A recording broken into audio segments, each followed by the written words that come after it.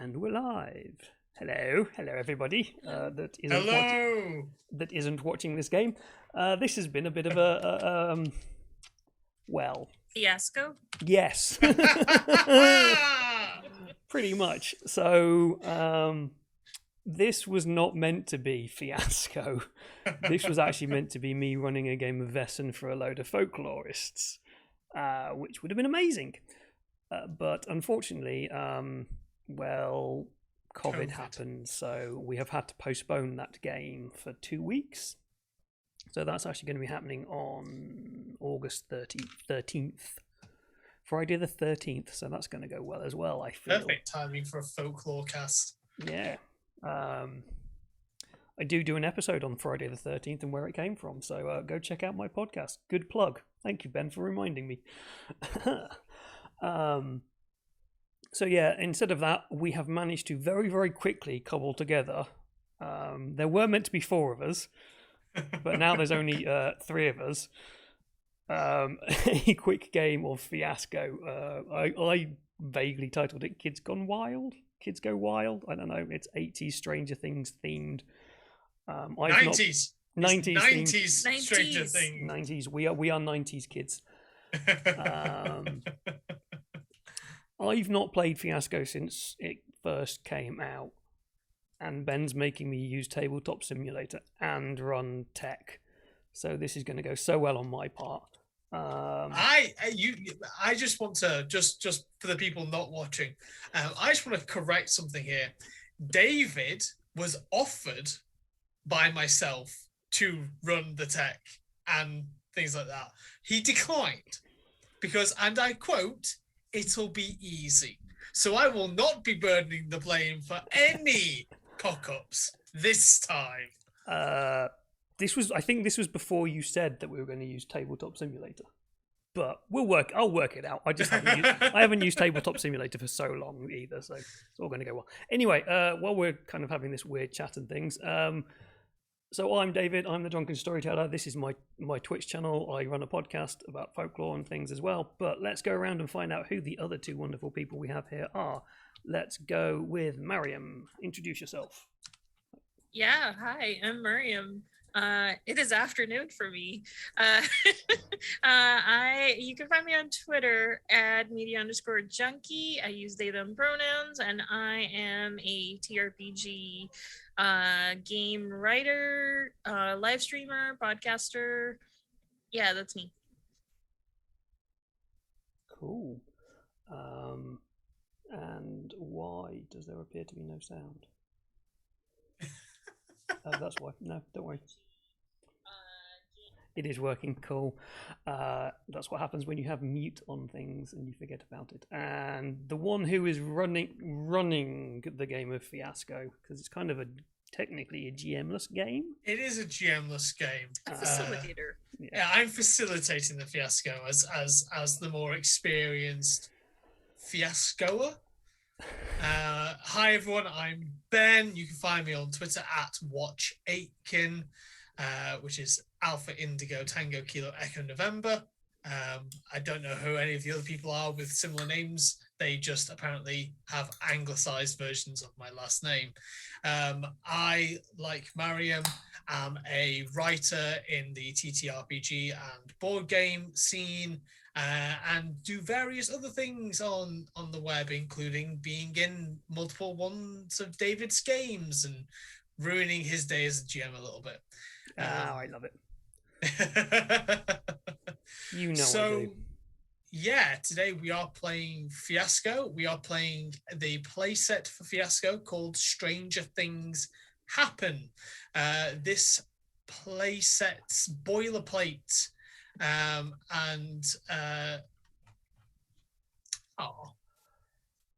normally they have a little bit of a advanced reading section, but they don't have it for this one. But it's based on the actual collection of short stories by Kelly Link, more than actually Stranger Things, which I believe Stranger Things may be a reference to with their name. So we are playing in a weird and surreal version of the world. Somehow our characters, we don't know who they are yet, because the beauty of Fiasco is that we make our characters together and the world that they occupy. So what we do know is that we are playing in a surreal, weird version of the world.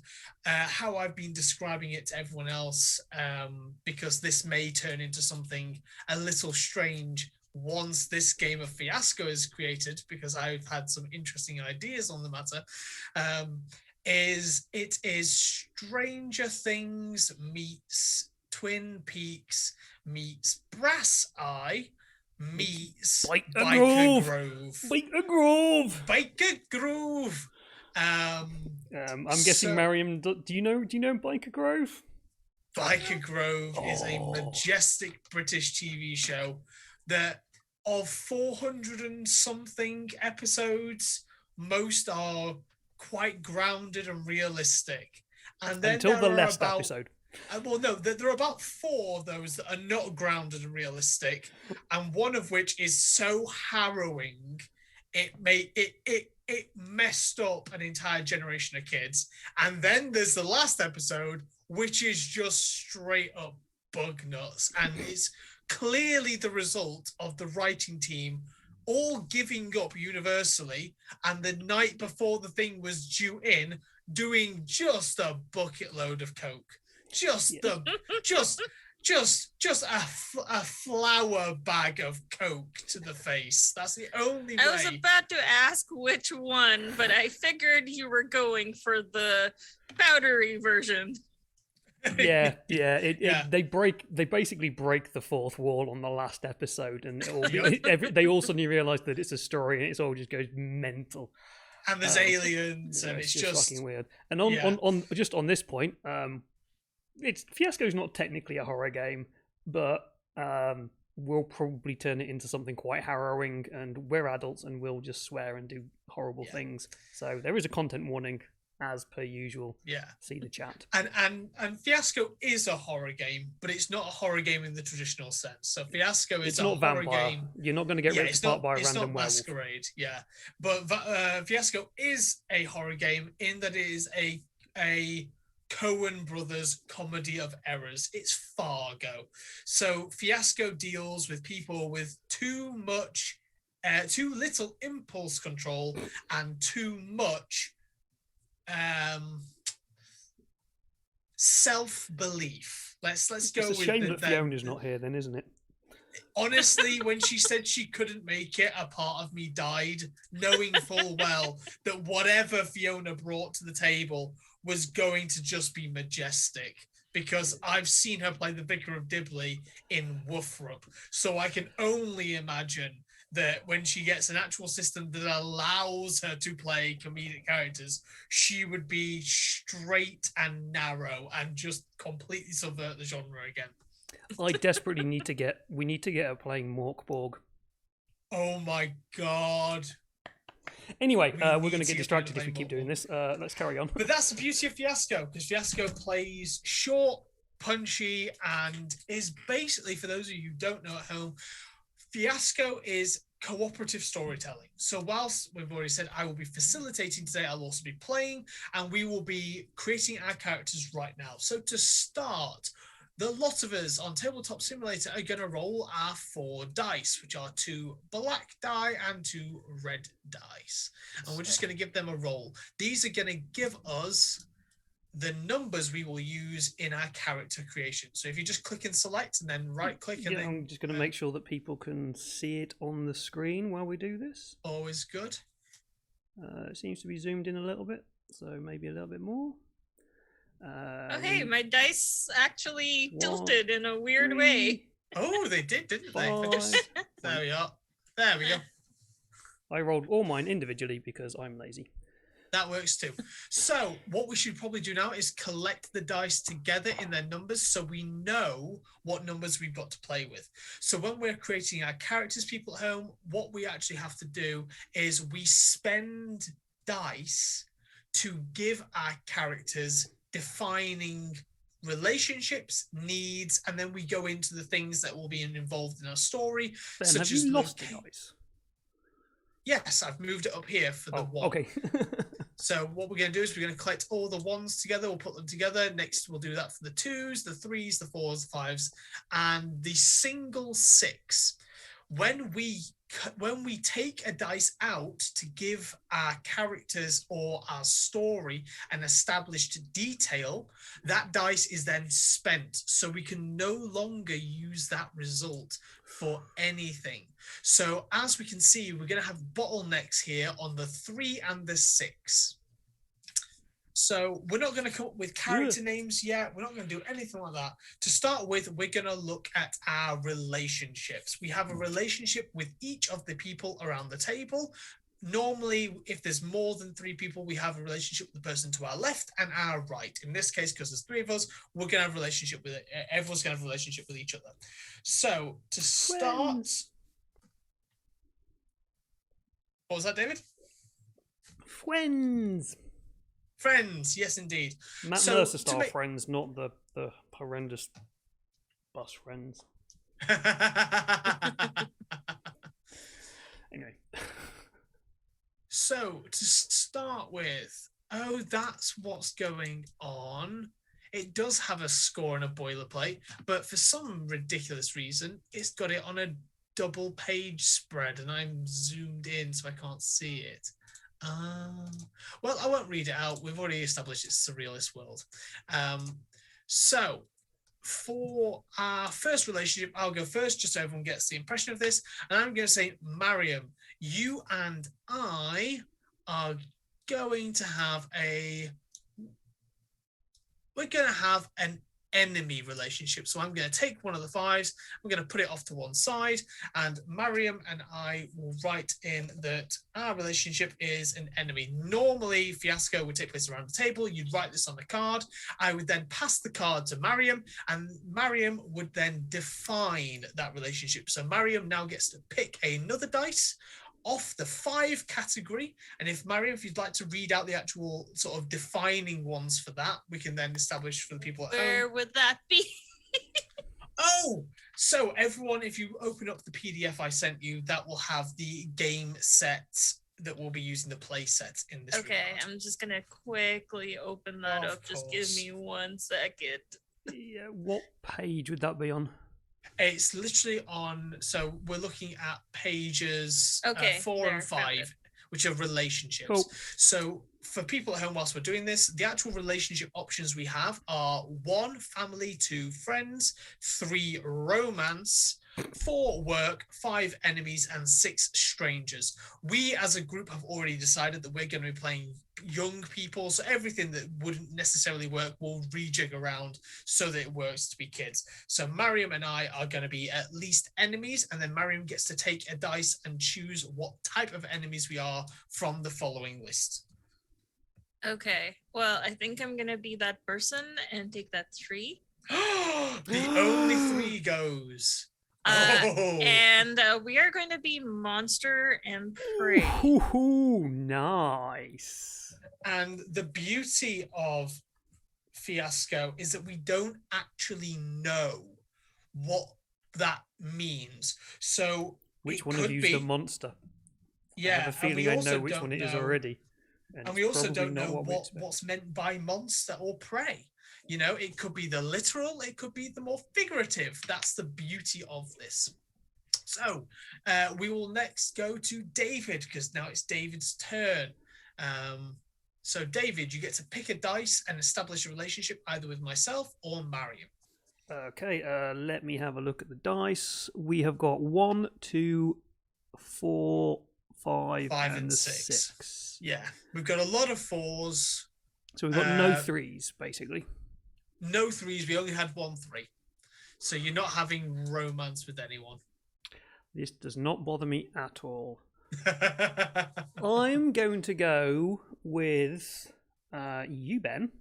Mm-hmm. I'm going to be the one who takes the 6.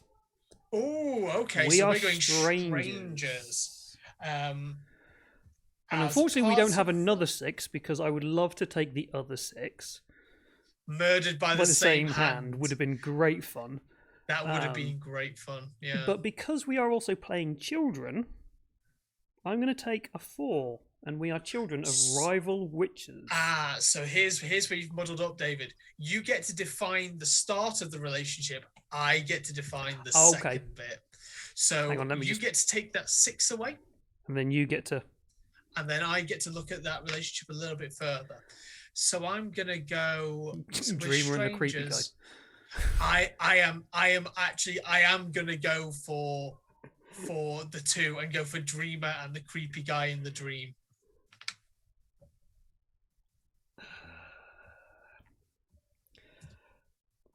And I didn't do all the makeup up ready to get to be creepy today, so it's all sat here ready. I could lend my lipstick. I would. Oh, I can do it all now while we're talking. Okay, I've got so some that's nice UV pink lipstick. Nice, I just don't know how well it works. Nice. So now we all have established relationships with one another, except for Mariam and David, who need their relationship. So Mariam, your choices are: you've still got family, friends, work, and enemies as options. Okay. That's bright. I think I will pick work because there's too many 4s on the table. Mm-hmm. Let's go for work, colleagues. I imagine, David, you now pick what sort of work? Yep. Right. We have no 3s, so we can't be local folks. We've got no 6s, which is fine because we're kids. We're kids. We don't need to be a coach in sports project. Oh. Ooh.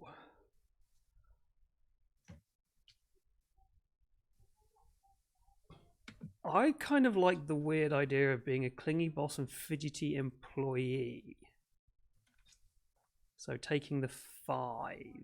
I love the idea that these 2 kids of whatever age have a little home business they've started. Lemonade stand. Yeah, lemonade stand. Or if we're going off the off Fear Street, drug dealers together. Yes.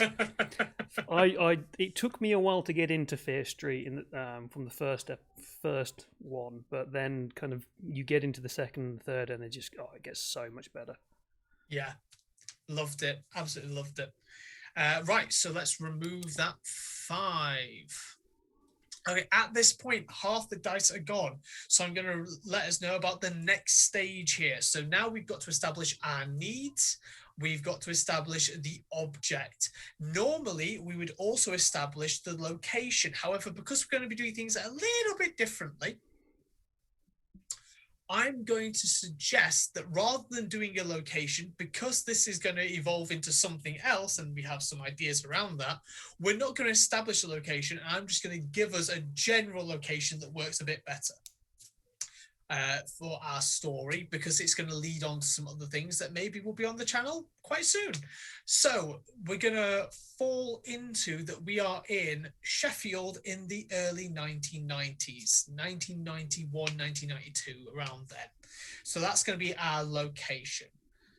To counteract this, I'm going to suggest that we build 2 needs rather than 1. And we're going to share these needs as a group. So these are what our characters are going to need to have. So, having visited Sheffield many times in the 90s, I'm instantly looking at To Get Away. Hey, I'll have nothing about our glorious hole in the road. Okay, Mariam, do you know Sheffield? Have you heard of this wonderful bastion? Only through movies. Yeah, there you are. Yeah, it's a full Monty. That's the, it's full Monty. It's been in a few of Kinky Boots. Kinky Boots. Kinky Boots. Been in a few recent Doctor Who episodes, but that's more of I think a setting thing. But yeah, it's pretty much like in the 90s. It's the end of the steel working factories. Margaret Thatcher shut everything down in the 80s, and it's all about to go wrong. It's like Detroit and Cars. Yes. Yes, pretty yes, much. quite literally so, because it is. We had Barnsley and Rotherham and stuff just next door to Sheffield were mining towns. So there's a great deal of poverty in those areas, but Sheffield was steel. It's the steel city. So removing the supply in that regard for coal and stuff meant that there's a tremendous amount of poverty here. With It's very early different 90s, now. so we've also just had the building of Park Hill, which is a big block of flats that overlook the city. Oh, And these flats were very modern for the time, and people wanted to live in them. But anyone who visited Sheffield between, let's say, 1997 and 2017 would tell you that Park Hill was utterly dire, and the fact that it became an actual heritage building was insanity, because it's a great block of concrete that looks hideous. It's brutalism taken the wrong way. It is. It's now much prettier. So they've redone Park Hill, and they're still in the process of redoing it. But we're playing 20-something years back, so that's not the case. When it was in its prime. 30. Yes. So we've 30 just had years ago. Sorry, Ben. We're old. 20-something years ago, because it's 1991, 1992, and that's my age. So it's not 30 yet. You've given yourself Almost. 29 years. Yeah. Oh, that makes the difference. Yeah. It absolutely does. It really does. I am still 39. It doesn't matter that there's only a couple of months before I turn 40. I'm still 39. I'm still in my 30s. Yay, I'm not the baby or the oldest for once. It's usually one or the other, except more recently I've been the oldest. I'm usually the old one. I was going to say, Yeah. there comes I'm not a point far off from in- you, though. There comes a point in every group when you become that person. I'm just going to say, there comes a point. Anyway, so the next stage is we are going to establish our needs in the relationship. So the need is shared between the two people in the relationship, and it's about what's going on. Because we're not defining the location, I'm going to suggest that we now do an extra need that's for the table. So we'll each have a need between our relationships, but we'll also then have a need for the table. And that need is probably just going to be a bit more general. So that's on pages 6 and 7. It's a shame we don't have 3 anymore, because I've just seen a great Yeah, one. to find out is such a good one. But No, I was because looking we're at to get halfway away done- before you get eaten. That's 2. Yes, to I get know, away. but we'd still need the 3. Oh, defining it, yeah. So, Or 6, really. yeah, to let everyone know, the last dice in this is going to be wild. So it can be any number. So it's always worth remembering that you could potentially get a 2 or a 6 or a 3 or a 6. So I'm going to establish David, our strangers. Yes. And I'm going to establish that our need is to save. So I'm going to take the last 5. Cool.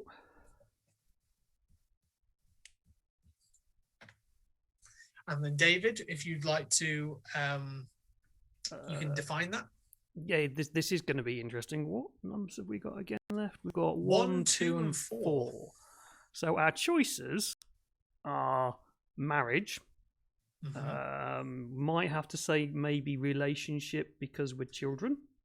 It doesn't have to be now because we're in a weird, surreal world. It could be something to do with the future. Yourself and your child, now that the aliens have finally come, or your lover from the land of... I'm going to go for number 4. So you To need save your lover from the land of the dead. Because we're creepy dreaming, we're dreamers, we're dreaming and it's creepy, and maybe that's how we can still contact our lover, and they're being kept there by maybe the creepy guy or something like that. Who knows? Okay, and then Mariam, if you'd like to, David, if you'd like to go next. Just 1 second, let me write this down. Absolutely. So. We are to save lover from Land of Dead. Right, we've got a 1, a 2, and a 4 still. So my options are to get back, to get away, or to keep the secret. Mm-hmm. Yeah.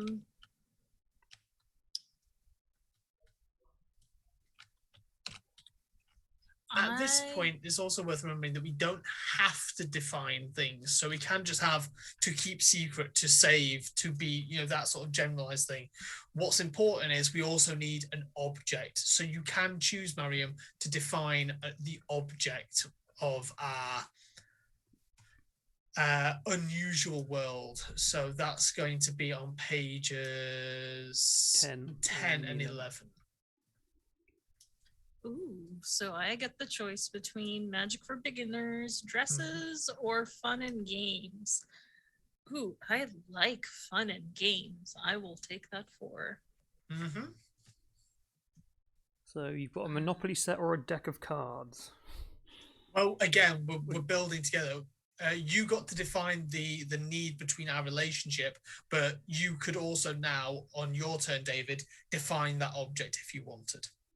Or we could leave it until the last dice. Am I defining, do I choose which relationship it is, or is it sort of so the object and the location are shared amongst the table. Okay. So this is the object for everyone is fun and games.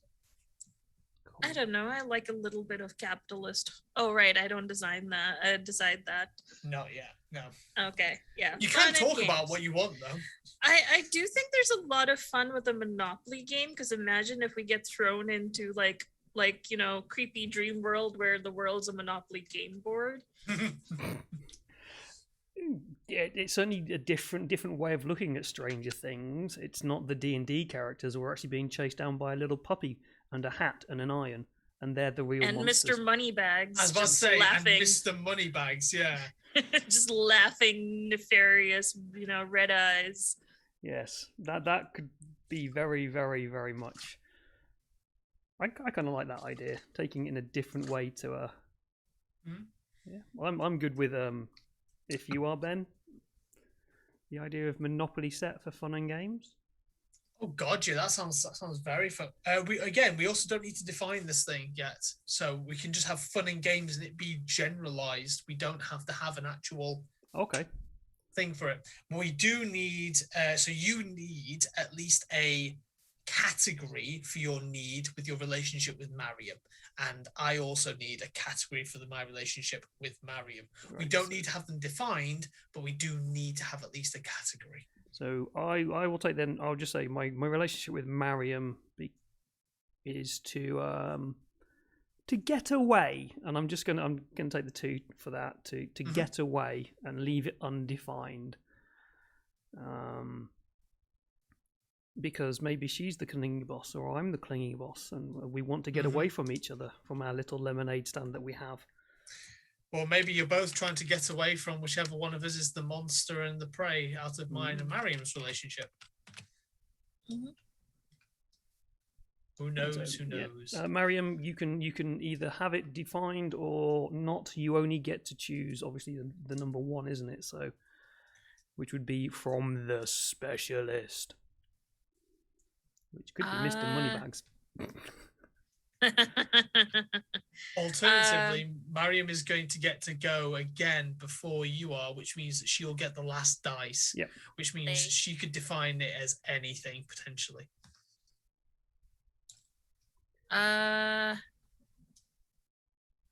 Wait, so what do I get to decide? So you can either define it right now using a 1, or you can let me go to define our need, and then you could decide between either of our.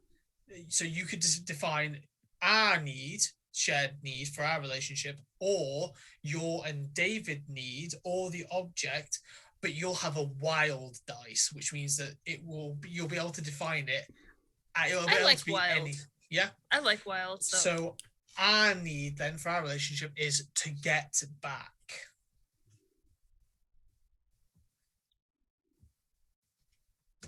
And though we couldn't have set this up in a better way, I'm definitely getting a vibe that of all the characters,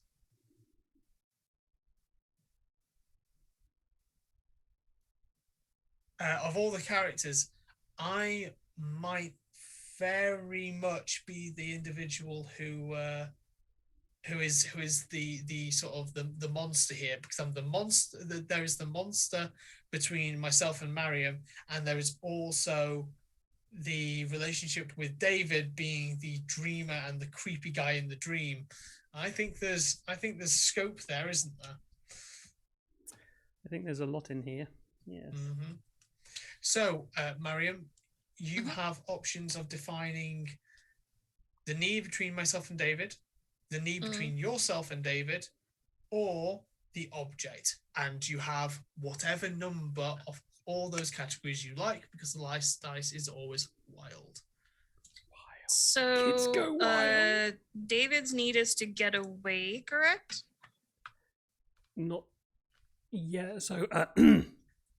Yeah, the need between me and you is to get away. Yeah. And then the need between you and me, Ben, is to get back. Correct. Okay, just so that I know what I'm picking from.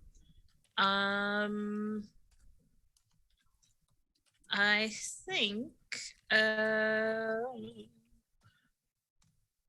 gonna take a quick look at the fun and games. Mhm. I think I'm gonna go with defining to get back. So the need between you and I, Ben, to get back to how it was before. Nice. Very nice. Certainly works well with the concept of kids ending up in a bad place. Like, no, don't like this. Can we just go back to how it was before, please? Mm-hmm. So now, having set up our relationships and the world we are occupying a little bit, we're going to create our characters. So these are going to be our,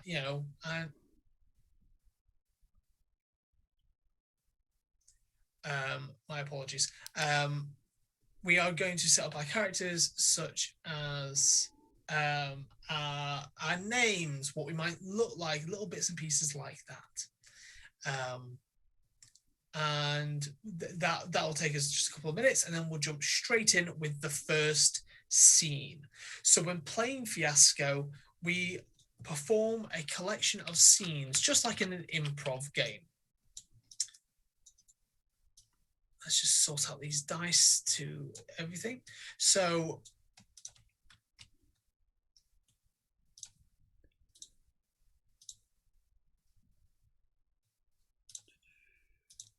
no.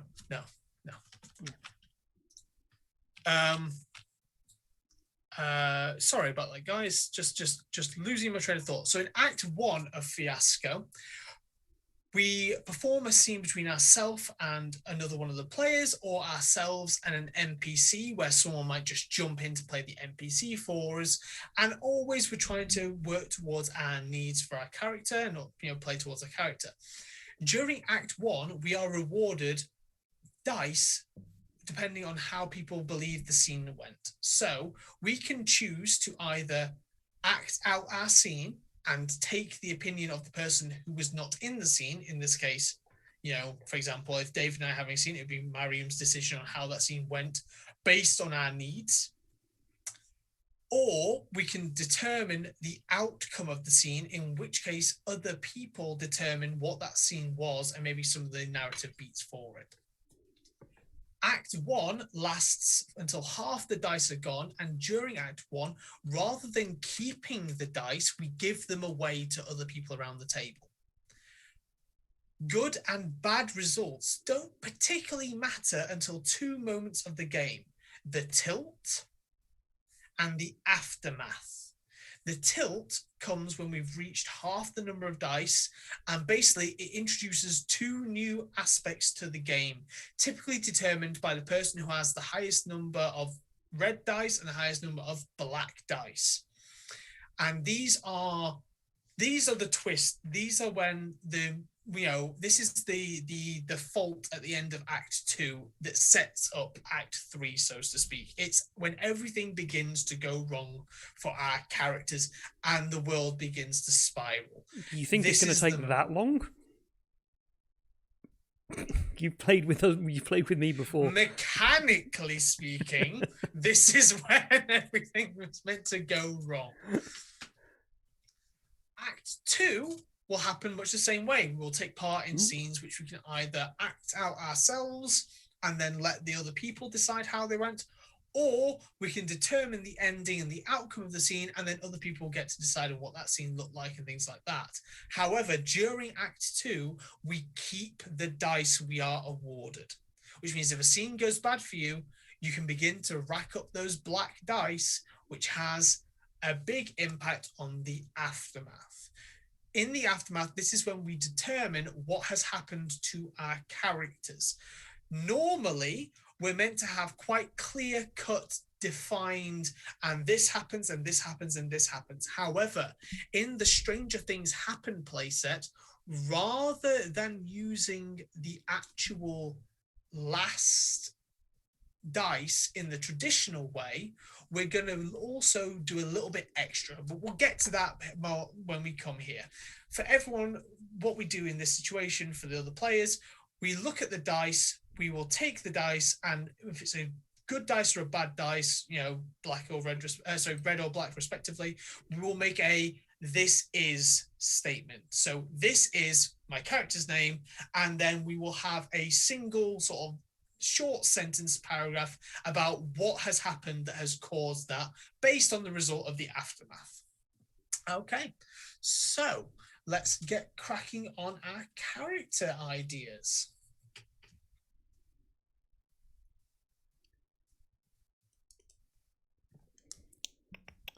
We're all playing, because it's 1991 and we're all 90s kids, we're all going to be playing, I think we decided between 12 and 17 years old? I recommended between 12 and 17.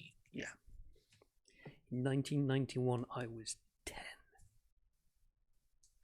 I had not been born. I had no facial hair and I'd had hair, but it wasn't like a mane. I was 7. 7? So I'm gonna age myself a little for this. Yeah, I'm gonna have to pretend that I'm older than I actually am. I feel old.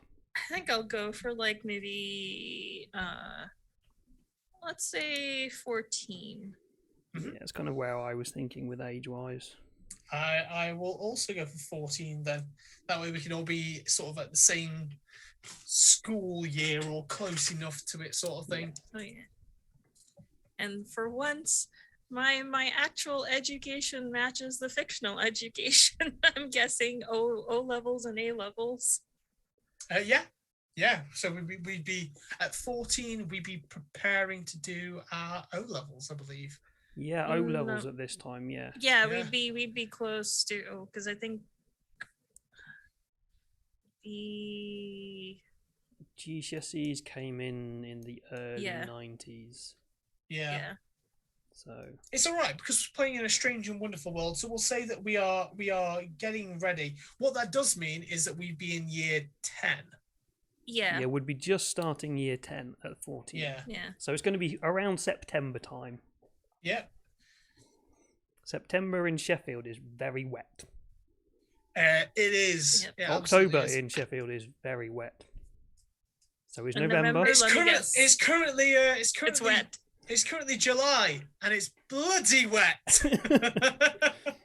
As much as people joke about Manchester being the wettest city in England, those people have not been to Sheffield or Edinburgh or Cardiff, which say actually is the wettest city in England. Manchester's I was going to say 10th. they haven't been to London, Ontario, which if it's not raining, it's snowing. If it's not snowing, it's raining. It's right in the middle of this wonderful phenomena where it's getting all the precipitation from like 2 or 3 water bodies. Like it's a dab in the center of it all. and it's called London. And it's called London. So it brought the weather with it. Everywhere it went, it took the Yes. weather with it. Now, is that a period-appropriate song? That's what we have to look up. I think that's a it might be a 98. little bit later. I think that might be 98. I don't think it'll be that Uh, late. Crowded House were mid-90s. Take the weather with you. Everywhere you go. Yeah, always Weather take with the weather You. Any more guesses and advances on when this was released? I have no idea what you're talking about, so I'm not gonna guess. Really bad. Well, I wouldn't say really bad, but a band, like the only famous band from New Zealand. Yeah, Ah. crowd. Oh my god. 1991. Oh! It is a perfect reference. I just did a Fiona out and the Murder on the ether. dance floor. All right then. So, just whilst people work a little bit more out about their characters and stuff like that, I can introduce my character and Go for give it. the people at home what's going on. So, I am playing Bernard North.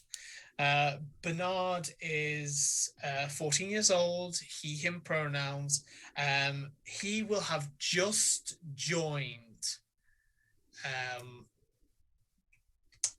Should we go for St. Francis, the school?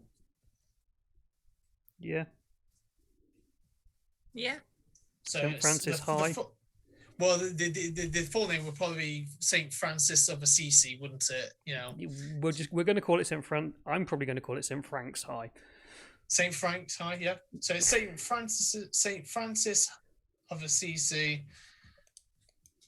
I might be a little rude and say it's St. Fran's ass. So I might join in on that one, actually, to be fair. Bernard is that special collection of nervous and quiet kid, but it is connected to a hulking, tall, lanky figure that shot up very recently. He's had to move school because of some interpersonal troubles, as his mum calls it, and so is very much the new kid at St. Francis of Assisi. So will not know St. Frank's ass yet. Oh, the wicked ways we shall teach you. The wicked ways you shall teach you indeed. He is sort of in a very traditional sort of manner. Yeah, his mum is a professor at Sheffield Polytechnic, which, because it's not Hallam yet. No, polytechnics still exist. Yeah, so it's Sheffield Polytechnic. And so she dresses him very formally. So he's the kid that would be in a vest and shirt even when he's outside of school. Does he have the elbow patches? No, because it's his one of his jackets has the elbow patches, but that's for when he has to go to like awards and ceremonies with his mum. So that's not the one that you'll see him in, but he's very much the briefcase kid. Oh, poor Bernard. Oh, I know that. Yeah. I know. However, no one really picks on him because he has shot up. And when I say shot up, Bernard is like 6'7", 6'8", and has hit that like he was clearly a tall child, but has had like a growth spurt over summer and has shot up like 10, 11 inches of height, and is now gangly and uncomfortable with it. So the PE nothing's teacher is quite eyeing him up fitting. for the basketball team. Yeah.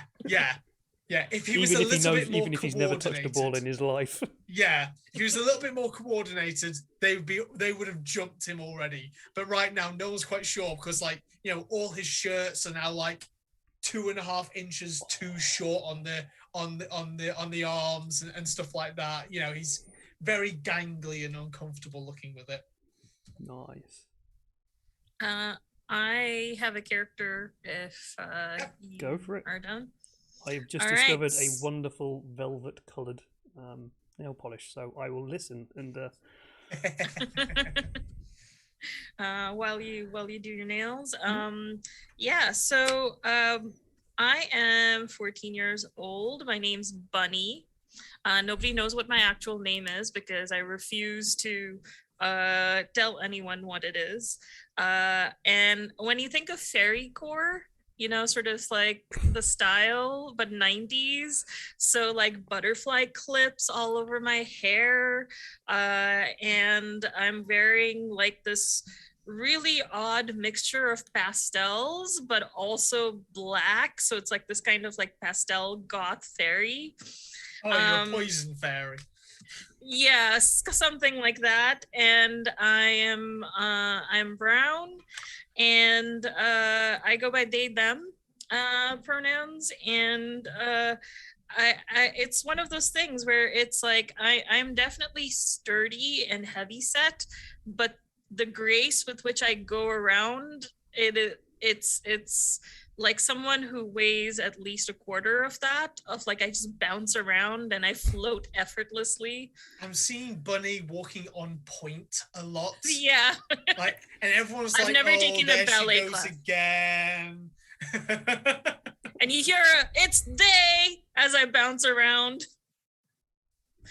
The thing is, when people say it I was know like- exactly the character you're playing because I've met people exactly Yes. like this, and I I have love it. not taken a ballet class in my life.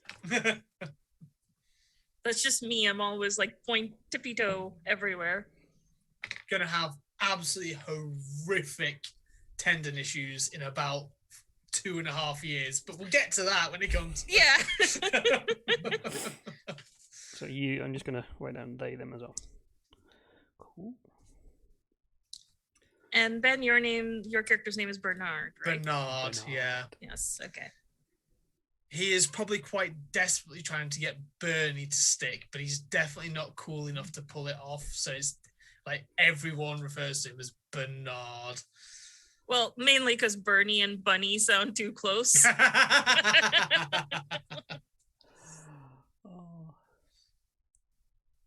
Cool. Okay. I've got a concept for a character. I'm just trying to think of like the most blandest name that is not David. Evan. Bob. And like Bob is short for Rob in England, and it'll be Yep. Rob or Robert. Yeah. We don't, and it's not something given to kids generally. Robert is. Robert. Yeah, Robert is. In fact, specifically, one of my best friends in the world is called Robert, and he's born in 1992 as well. So Robert was a popular name in the 90s. Yeah, the other guy who's going to come play with us is Rob. Oh yeah, is Rob. I think he's a year younger than me. So. Mike, Chris. Ooh, Christopher. Yeah. And it needs to be something that is completely does not match with the character, because that's the whole point. Jacob? Jess. See? Jason. Oh, no, because I'm gonna go. I'm gonna. From what you Okay, spoke I'll about go with the wanting to character play- concept first, and then Yeah. we'll come out with Yeah. the name from this. Yeah. So he has a bland name, but he goes and refuses to be like Bunny. He refuses to use his real name because he is a true goth. Oh my god. He discovered when he was 13 Sisters of Mercy, Bar House, Susie Sue, and the Banshees, and Phil's the Nephilim and things like this. And this is not me, honest. I actually went by my real name. Thank you very much. But he wants to go by the name of Damien. He is 14 and he has just discovered this Omen. alternative religion thing, and so he is desperately clawing away against society and things like that as this trying to wish that he was born 10 years earlier so he could be part of the new wave movement and Adamant and things like that. Weirdly, though, he's also very good at rugby and also very and does karate. And he gets very strange looks when he turns up to karate matches and rugby games wearing nail polish. Which I still do, to be fair, when I turn up to rugby games. They still look at me a bit weird. And then I put people on their What if asses. it's not too far from your name and it's just Damon, but you added a couple of extra vowels and pronunciations? It's not right, Mom. It has to be Damien. Mom, just Damien. Does this a lot. Backcombs his hair. Yeah. His really short hair, and he backcombs it just to stick out. Yeah. We will. I'm trying to think of people I knew at school, and names that I could steal from school. I desperately want you to go for quite like Gabriel or something that is very has very religious Biblical? connotations. Yeah, and then Jeremiah.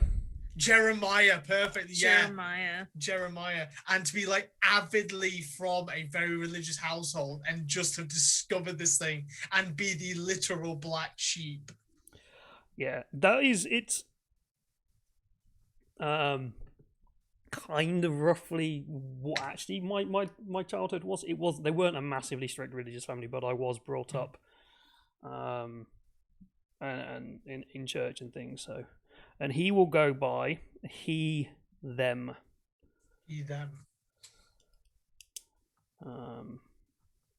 He's still not sure. But at the weekend he probably steals his mum's makeup and goes into full on Corpse. new wave, not corpse, new wave. So has a line across his face and black nail I've polish. told you before, I'm not David Bowie. All right then. So characters established, getting the feel and the vibes for maybe the relationships that we have. Last thing to check, I think that would probably be important for us all to know is Damien and Bunny. What is your work that one of you is the boss of and the other is the employee of? What is it that ties your characters together? Makeup. Dixie sticks and makeup. So it's the Poundland knockoff stuff that you bring into school and you wait until lunchtime when everyone's had all their stuff confiscated and or like scrubbed off them to sell it so they can go do it right before final lesson. Yes. So that they can get in trouble but also walk home looking made up with Dixie sticks in their mouths and stuff like that. Definitely. That we've got a side. We've definitely got the side hustle going here with the with the cool kids because we know how to get the things that they want at reasonable prices. And what if it's like makeup that it's slightly edible? So it's like it leaves a stain, but also it's like super sugary and gets everybody like really like that's what I meant by pixie sticks. Like it's just plain pure sugar. Yeah, so kind of. So I got addicted to at high school. I got addicted to Dr. Pepper lip balm because of things like that. And she's like, "I love it." Why do I have a scene now in my head of Damien and Bunny in like a bike shed somewhere, not on school property, just like at a bike shed somewhere, getting sherbet sticks and pouring them into lip balm bottles and mixing it and to like make a with paste. pencils. Yeah. It's how we learned chemistry. Mm-hmm. we told the teacher we were doing a Bad. chemistry club. Yes, it was chemistry club. Also would work nicely as home ec club. Yeah. Depends which teacher Yes. turns up. If one of the science teachers turns up, it's a home ec class. If anybody else turns up, it's a science class because nobody will Yeah. know. It's science. That just makes it. Yeah. It's magic. That's how science works, isn't it? Yep. Okay. Says the So- guy who's about to get a doctorate in science. The only difference between home ec and chemistry is the goggles.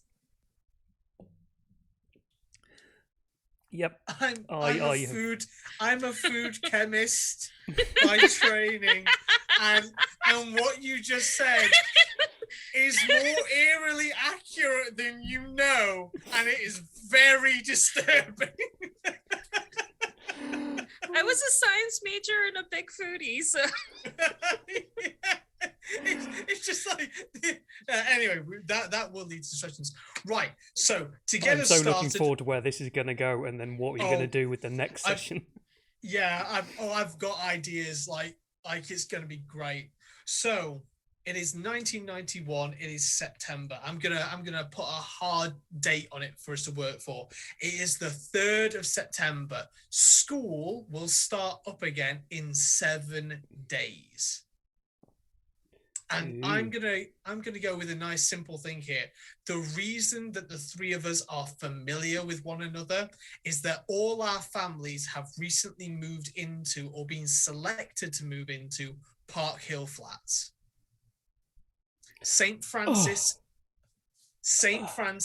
is just down the road from it, heading sort of away from the city centre. But the reason that we would all know each other before school starts, and a reason that a lot of our peers would know one another, is that we are the sort of the first wave, if you will. We are the original settlers of Park Hill. And so are we all three right next to each other? Like literally one, like, you know, just One floor. over. We're all on the same floor. I think Bunny and Jeremiah / Damien might be, but I think that because Bernard has recently moved to the city with his mum, I get the feeling that those two are on one of like the less desirable upper floors because it's so much harder to get stuff in there. Oh yeah. I feel. Oh yeah, that no elevator, right? no elevator. It's all by stair. So I honestly feel that the Bernard, he's not on the top floor because that would be too desirable in and of itself, because that would be like cool and unusual. Penthouse. I think that Bernard has moved in, like someone couldn't get in or something like that, and Bernard and his mother, because she's a single parent, are on like the 4th floor, the furthest position away from the staircase possible.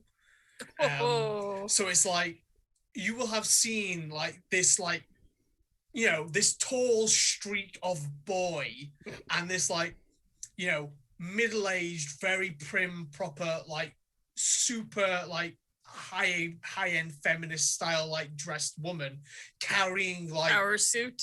like Shoulder pants. full on power suit, but with like actual, rather than like a work dress, but with like male pants that are deliberately rolled up with brogue shoes to really hammer home the whole thing of like the gender equality statements. So you will have seen Bernard. I think we will have seen Bernard, but we'll have seen your mum and probably gone, yeah, good for you. Fight the fight. Cool. Fight the fight, indeed. Yeah. And so I think that we'll rather than having a current day scene, I think we should have a little bit of a flashback scene, which is, I'm going to say, between Bunny and Bernard. And I think this should be our scene establishing maybe why we're enemies a little bit. And I think this is shortly after Bernard and his mum have moved in. And I'm going to say Bernard's mum, what's Bernard's mum? It doesn't matter right now. I'll work it out. Alice. It's Alice. We're too early Alice for that Monk. song, aren't we? And I think it's a scene between Bernard and Bunny, and it's Bernard sort of sloping down the stairs because Bernard is always hunched and like sort of thing, and even hunched, he's not hiding his height at 6'8". You know, it just makes him look like he's bent in two. And I think we need to establish why, if not enemies yet, why we are traveling in that direction in the future. Yeah, for sure. So yeah, you know, Bernard with this like very short cropped hair, you know, a smattering of spots, again, just in this very formal attire that doesn't reach, you know, where it should on his body anymore, because his mom's an academic. You know, she needs him to wait just a little bit longer, and then she can get in some new clothes. Is sloping down, let's say the east stairwell of this block of flats. You know, it's let's say midway through August by this point. You know, the thing that's really exciting is that Park Hill Flats are getting brand new telephone lines connecting to them all, so that everyone can have a home phone, because it's the early 90s. Mobile phones are still this big. Oh yeah. So everyone's really excited. There's constant noise and crews. Bernard doesn't look like he's slept in days. You know, the noise, the new place, everything that's going on, the growing pains are all, he looks tired and drawn, and he's just not watching where he's going, completely in his own head. You know, if it was today, he would constantly have big over-ear headphones on, connecting to like music. I feel like Walkmans were a thing at that point. They were. I kind of feel that he's not got. Oh, it's still quite in the more like background. Yeah. Like he might have a tape deck. Yeah, I was going to say you definitely Sony Walkman tape decks, personal tape decks would be around. CD players would probably just be coming in and be like top end, but you touch them and they jolt and you can't listen to it. Yes. Yeah. The tape decks were more my thing too, because of the whole CDs kept skipping. Yeah. It's full on tape trading days as well. Yeah. Oh my god, it is tape trading. Mixtapes. Me and Bunny have been with it. It's all we do. Tape trading. Yeah, this is how you got into makeup, isn't it? It was tape trading. You especially guys were with there, radio.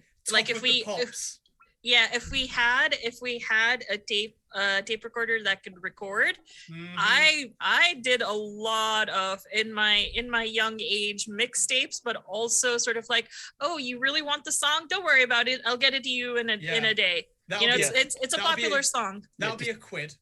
Yep. Yeah. Just wait. I'll just wait until like 2:00 in the morning when the rock show comes on BBC Radio 1, and I'll record it off that for you. And so just had a lot of side hustles. Oh, you two are definitely connected, you know. But just in a couple of years' time, he would have the big over ears sort of noise cancelling headphones. But right now, he has the tiny strap headphones that are over his ears, the cable going, and orange foam on the headphones. Yep. Orange foam. Yes. They are like that big, and his ears are like twice the size of it, so it is like not working. But he's so desperately trying to learn what he perceives to be the current fashionable music, so eager to get this right, to make a better first impression, that he's just going to walk straight into the back of Bunny. And like, you know. And there's a cloud of orange and pink. Whatever I was carrying, the sherbet sticks just explode. It's like, oh, it burns. Oh, it's in my eyes. You should look where you're going. You just cost me the equivalent of a lot of money in that time. I do not know how much that would cost. You should be walking like a hazmat suit. That you shouldn't be transporting that stuff in a stairwell. What's wrong with you? Well, I was just minding my own business, and if you would only look, I don't know, 2 feet lower, you would see me. Oh, ha ha ha! Yeah, I'm tall. It's so great up here. Do you want to get them all out your system now? God. Well, Oh. I guess you just proved a couple of my theses of like air currents, travel, whatever. Look, I what what are you listening to? Everything I do it for you. Did he? And you see like a very quick kind of smirk that it goes and like, oh, so you think you're too good for Top of the Pops? You have to go listen to Canadian musicians? It, it, And What, you Bernard's think just got this Britain- look on his face where he knows that nothing he says is going to get him out of the hole that he has already found himself in with this person. It's like, look, it was from a charity shop, okay? It's the movie soundtrack, and it was in a charity shop, and I know it came out recently, and I'm sorry, okay? I'm genuinely sorry. And I think as he's saying this, you can just hear like the ratcheting clanks lift sort of thing of the telescoping platforms that engineers use, and like the twanging of telephone wires and stuff like that as like bundles of cabling go back, and they seem to sort of they all twitch and shake and writhe slightly as it's moving, and Bernard sort of like looks out the window at the cabling and burrows his head straight down, paying no attention to it all. Oh, do you not like wires? I don't like telephones. Oh, I see. And the way I say I see, it's almost like half kind of like noting, okay, this person clearly has something going on, and also like, ooh, I now know this person's weakness, sort of this tone of I see.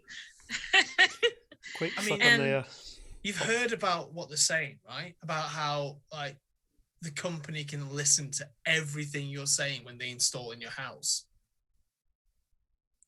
Sure, but with walls like these, I think everyone can hear anything anyways. And Bernard looks at like Park Hill is solid concrete. It's like that. And he goes,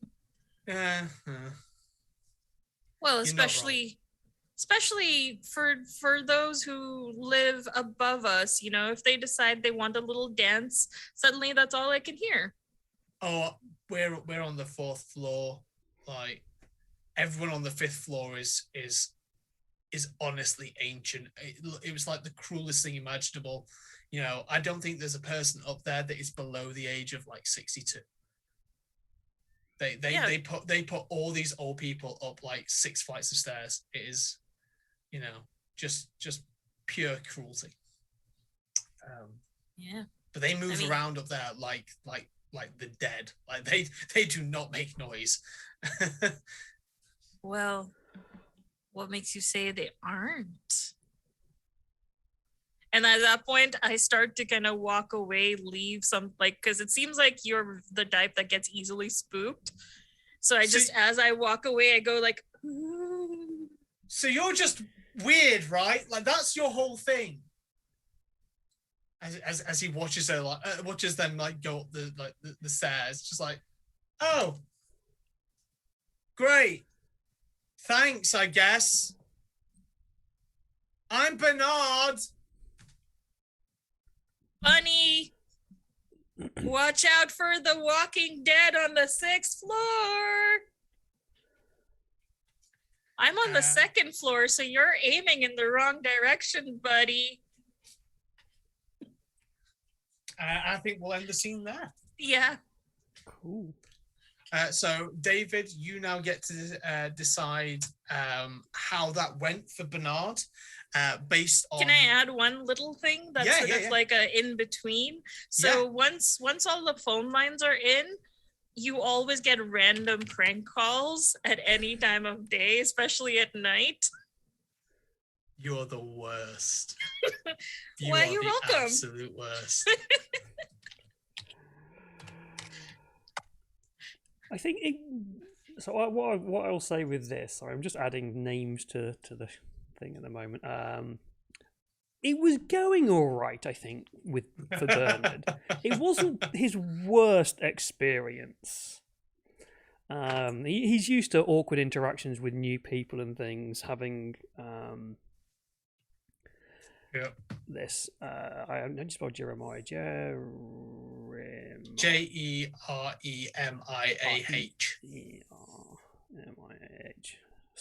/ Damien.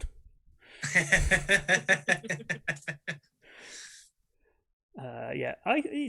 I say, I think Bernard was like, oh my god, that is huge.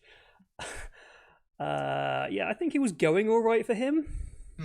But then that last little bit about the dead has freaked him out a little bit. That sent him over the edge. I think it's not gone well for that bit. So you're giving me a black dice, are you? Yeah, and it's purely that last sentence of her going, and maybe they are dead. I also creeping back up the stairs. The bit after that, which was the random. Oh, we've lost David's camera. No, yeah, my camera's just being a pain. I need a new one. That last little horrible bit of the phone calls randomly throughout the night, sort of thing. That is dark. That's dark today, but like calling someone's home phone and no caller ID. No caller ID. Yeah, you couldn't do 118 or *69, whatever it is. Yeah. No, none of 118 or anything like that. Right, so that was it. 118. Yeah, David is giving me a black dice, but it's the first act, so I'm going to give that away. And I do think that the wanton cruelty that is Bunny definitely deserves to receive that. So take your black dice, you foul creature. So now we're wondering who's the monster here and who's the prey. Oh, I definitely think that that can be taken in multiple ways. I think you are a monster. Yeah, Bernard thinks you are the monster, definitely. Yeah. I'm not the monster here. You are. You and the rest of your fairy tale creatures poisoning my perfect world. And now, because you, although accidentally, sniffed some of the sherbet sticks, do you have a pact with me now? Orange sherbet. Archfey. Okay, so that'll be the end of my scene. Because we are we're not around the table and stuff like that. We would normally go to sort of clockwise sort of thing, but I think that we should definitely just go sort of like in the actual Zoom call. So it'll be David next, and then Mariam, you'll be last. Yeah. Okay. I think Damien and Bunny should have a work meeting. Mm-hmm. I think so we need to timeline this. When is this? This will be. I think this will be just before they meet you. Which is why Bunny is carrying all of this glitter powdery stuff. We've had a meeting. They've taken it home to pack up into some new boxes or something. We'll decide as kind of why you're taking it home in this bit of the meeting, I think. Yeah, into like empty lipstick. We gather all the empty lipstick cases from all the people in the building who use it, clean it out, and use it for... I think it's one weirder. I think it's lip gloss, because that you can put as much sugar in and it's syrupy as you want. Yeah. Yes. And it doesn't require you getting your hands on like an easy bake oven or something to make lipstick. I think it's I think you've got boxes of discarded plastic lip gloss things. You know, like Yeah. the single-use ones that you Yeah. systematically refill. With a syringe, like make the thing, and then with the syringe, because it's got Yep. an itty bitty hole, just kind of Yep. just stick it back in. Mm-hmm. Yeah, and that's another part of our side hustle is once everybody's run out of the makeup that we've sold them, we buy back the used items for about Oh, yes. like 10p or something, like a Yeah. really small margin. It's probably like a penny actually back in the 1991, and so we just reuse Gives them a everything until- discount, like a recycling program. Bring it back. Yeah, we'll we give you use it as a discount recycling next. program, but just basically, yeah, we use it to make more profit because Yeah. I'm going for the full emo. You are definitely Yeah. responsible for mono outbreaks around the school. I have 0 out in my mind.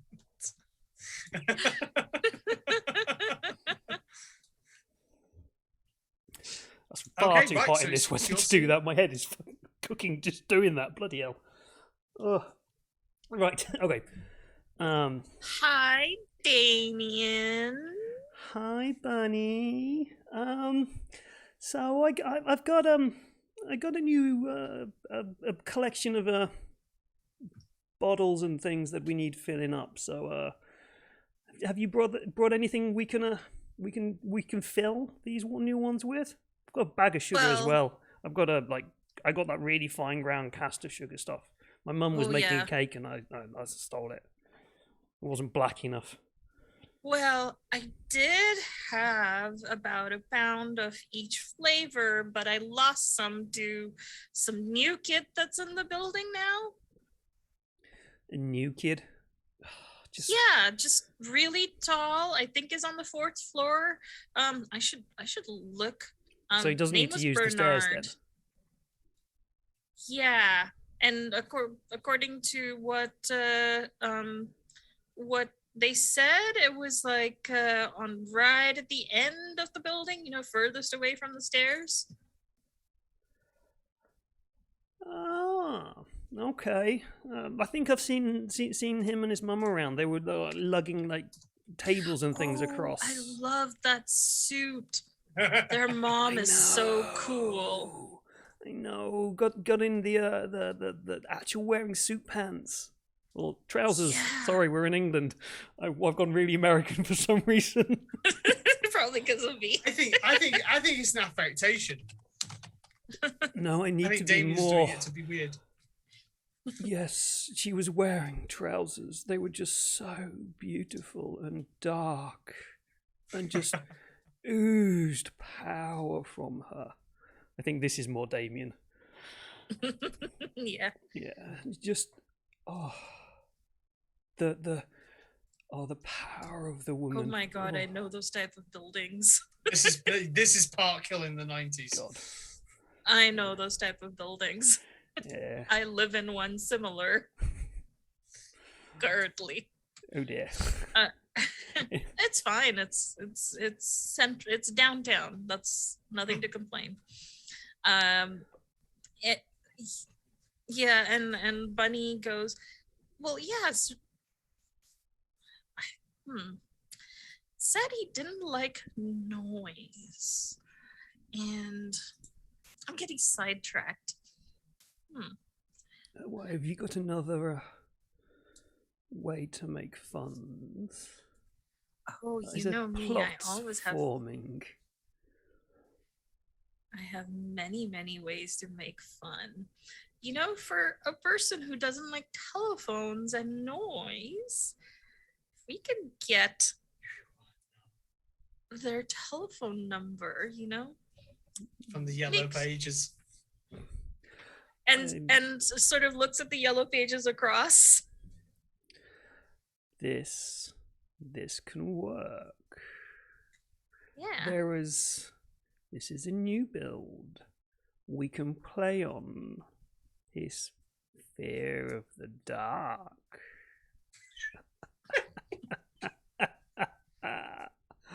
The wickedness. That's even better idea. Calling at night.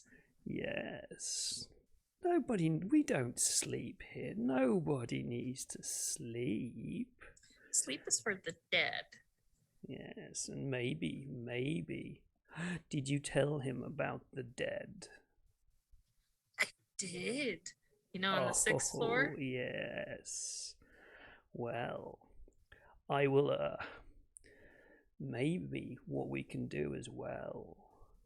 I've managed to, whiten up some of the makeup some more.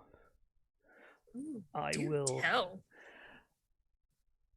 If we see him late at night, I can ghost myself. And then you can ring later saying, Oh, why did you ignore me? Did you not see me? yes, and actually, I heard that the apartment above might actually be empty. So maybe we can put you on a pulley and harness and have you just kind of go down the pulley and harness. Okay, I know where this is going already. No, I'm not a fairy, darling. How attached is Damien to his legs? I'm curious. I'm also Damien is not having this. I'm not the fairy, darling. You are the fairy. Maybe you can fly past his window, screaming like a banshee, screaming for the money that he owes from the lost profits of the makeup. Or maybe, and I look at some pillows and some of my clothes, and I think of like a tape deck that I can stick on behind and record some screaming into. Yes, I'm liking this. We should post little notes around the building about a lives. banshee, maybe. I'm liking this. We can make money from this. Yes. You are such a good partner. I know. It's so good having a nice little employee. What we can do here is we can both you're the employee. I was going to say we'll go into the argument point now as to who's the boss. I've got the connections. I have been to the corporation. It did exist then, didn't it? Sheffield Corporation, 91. I believe Corp may have just started existing then. And if not, it's our weird, wonderful timeline. Corp appeared in the 90s. Yeah. Sheffield Corporation opened in the 90s. Cool. Sheffield Corporation is the rock club, basically. That would have No, it's not. Duck and Rainbow is the rock bar. Corporation is, and always has been, like three floors of cheap vodka drinks that get spilt so much that they stick shoes to floors. It is a regular thing in Corp to see shoes. This is a bar behind. It's a club. It's a nightclub. It has a bar attached inside it on each of the floors, but each of the 3 floors are a different dance hall. Basically, it's an American dive bar with dance floors. Yeah, except that they're stacked on top of one another. And it routinely gets raided for drug-related activities. And to be a 14-year-old, I think the age limit is like you can get in if you're 10. It's like what, 16? Is it like 16 to get in now? It's 18. 18. Legal age is 18, but back in the 90s, especially like the Manchester version, Rockworld, you'd be getting in if you were like 12 or 14. I knew people. If you're dressed up and you know the bouncer or you're slipping a fiver, you get it. Yeah. Okay. Also, I have enough makeup growth on. Spurts and growth spurts also help. Yeah. And in real world, Corp opened up in 97, but in our world, it opened up in 97. Really? That late? Yeah. Mm-hmm. Wow. Yeah. Our world, it opened up a year ago, so it's still the hot new place. Yeah.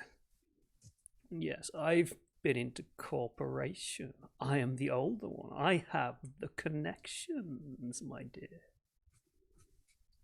I come up with the wonderful ideas and I bring the equipment. And at this point, I'm going to establish that my parents probably work in like either like they're pharmacists or they're doctors or something, where I can grab like a syringe and a couple of other things, not actual drugs, but the easy to grab paraphernalia.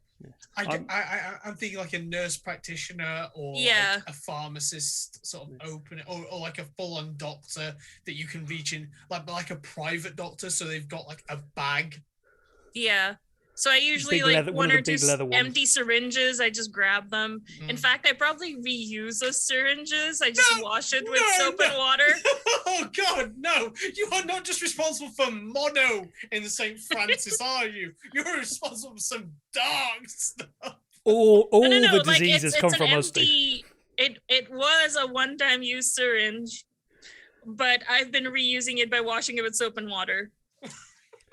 We'll eventually learn at some point to wash it in vodka, because we'll learn that alcohol is a good sterilizer. But we will wash it in like the cheapest, nastiest This is still vodka the water and soap phase. See, I want to suggest something else here. You have heard that alcohol kills things, so you're actually washing it in Irish cream. Oh! Because you've heard that alcohol kills things. And I thought you were going to say white lightning. No. I think that Bunny or Damien have stolen a bottle of Irish cream. I will steal the bottle of Irish coffee. I will steal it because my mum is an English teacher. She's very, very much down and straight in English teacher. And the religious aspect, my dad is a preacher. Yeah. And occasionally he's Catholic, which is why I've got a lot of ritual ideas from. But he's also an Irish Catholic. And so his little tipple that he likes to give himself every now and then is a bit of Irish cream. Irish cream. Which so is... And it enhances the flavor of our products too when we wash it. It's so grim. But makes it sticky. Yeah. Gives it the sticky factor. Nobody who uses our products gets staph infections in their eyes at all. They just paste it across their face. Well, you do lip balm. So it's like lip balm. So yeah, sores, drunk teenagers. There's a certain age of people that are doing very badly in their exams, and the reason for that is that they are sucking on their lip balm, slightly poisoning themselves. There's one kid in the back just kind of emptying the lip balm. Yeah. Why does this taste so good? Why do I get dizzy when I drink it? Why do I want more all the time? Anyway, as you guys argue as well, I think we'll break off your scene there, because I think we've established your relationship and the awful things that you are planning, and we are devolving into you two arguing about which of you is the and which is the thing. So as we pan away and wrap up there, what is the need between Bunny and Damien? Bunny and Damien's need is to get Bunny and Damien to get away. To get away. But not defined, just to get away. Yeah, that's fine. But I think you are in the process. Maybe you still went a little bit off kilter there when you began focusing on the poor kid on the fourth floor. Oh, I am sure there will not be repercussions for these actions. I'm sure. But whatever the situation, I think that it started off very accurate. Money to get away, and then it was like torture. I think that is. So you were laying the groundwork. So I think that is a red dice for you, but you have to give it away. Who are you giving that to, me or? So it's whoever the scene was gets the dice. So it's you. So it's me. I think I will give it away to Bunny because of the whole idea of stringing us out of a window and scaring the crap out of you.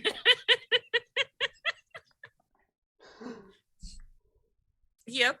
And then deciding, maybe it's better to just use a dummy instead of risking either of our lives.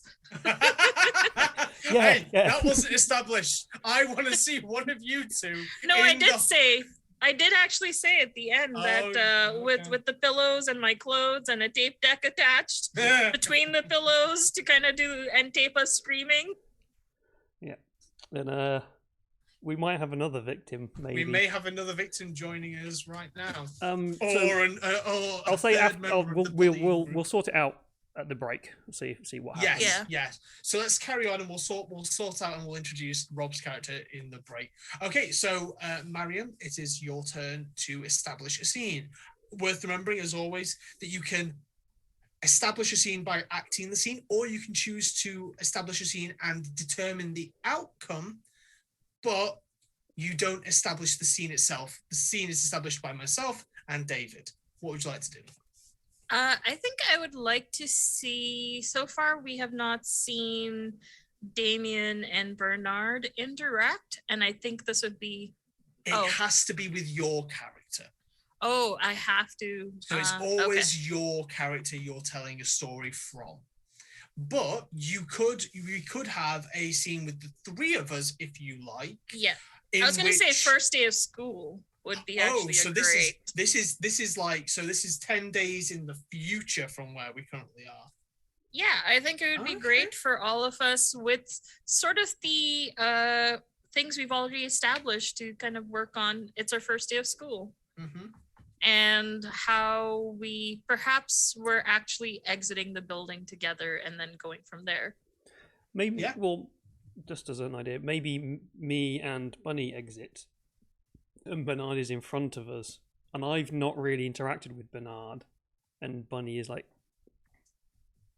Yeah. Well, I'll tell you what, there's a very easy way to do this then, which is rather than actually acting out a scene, we can do the other thing, which is you establish how this scene is going for Bunny, and then we can come up with the scene, and that way we can have all three of us in the scene together really easily, and no one has to worry about how we're establishing whether or not the scene went good or bad. Sound good? Yeah, that sounds good. There we are. So how is this scene going for Bunny? I think the scene is right now, because Bunny is always is like, I'm on top, I'm the boss, I control everything. They are very it's much, going well. They are very much the spider at the center of the web, aren't they? Yes, although that's not very fairy, so I would say I would be the top fairy god person. You're the fairy queen. You're the fairy queen. Yeah. And everybody around you is either your court or you're looking for some human to bring across into the fairy realm with you. Mm-hmm. Yep. Mm-hmm. Okay, right. So we've established that this scene goes well. It is Bernard ahead of Bunny and Damien. So I'm going to say that it's, this is the first day of school, and Damien was exhausted before school. He's not been sleeping well because of all these dreams that he has when he does sleep about dead people in the floors above him breaking through. He keeps getting these really weird phone calls, at random hours of the night from people. There may or may not have been a horrific incident with something being suspended outside of his bedroom. We'll see how that went. So he's just tired and drawn and wearied, and is slouched more than normal, and has his briefcase like hugged to his chest, just full on, like right there, as Damien and Bunny spot their victim, if you will. Ooh, I'm going to apologise to anybody who's actually watching the stream as I'm moving things around, making space in case Rob turns up in a few minutes. Things are moving on the screen like magic. Oh God, it's continuing moving. And I think that these two, this might not be the first time that the three of them have interacted, but I think this is the first time they've interacted where maybe, just maybe, Bunny really sees that this boy would do anything to make what is currently happening stop. anything at all. And Bunny knows that in that moment they have Bernard. And they can make this boy do anything. They can make anything that they want happen if they can promise that they can stop the horrific sort of psychological torture. I'm just going to call it what this is. It's psychological torture that these kids are inflicting upon him. I have a question about the school. St. Francis of Assisi High School. Yep. St. Fran's ass. Yep. St. Frank's ass. Does it have? I'm guessing because this is England, we have a school uniform, don't we?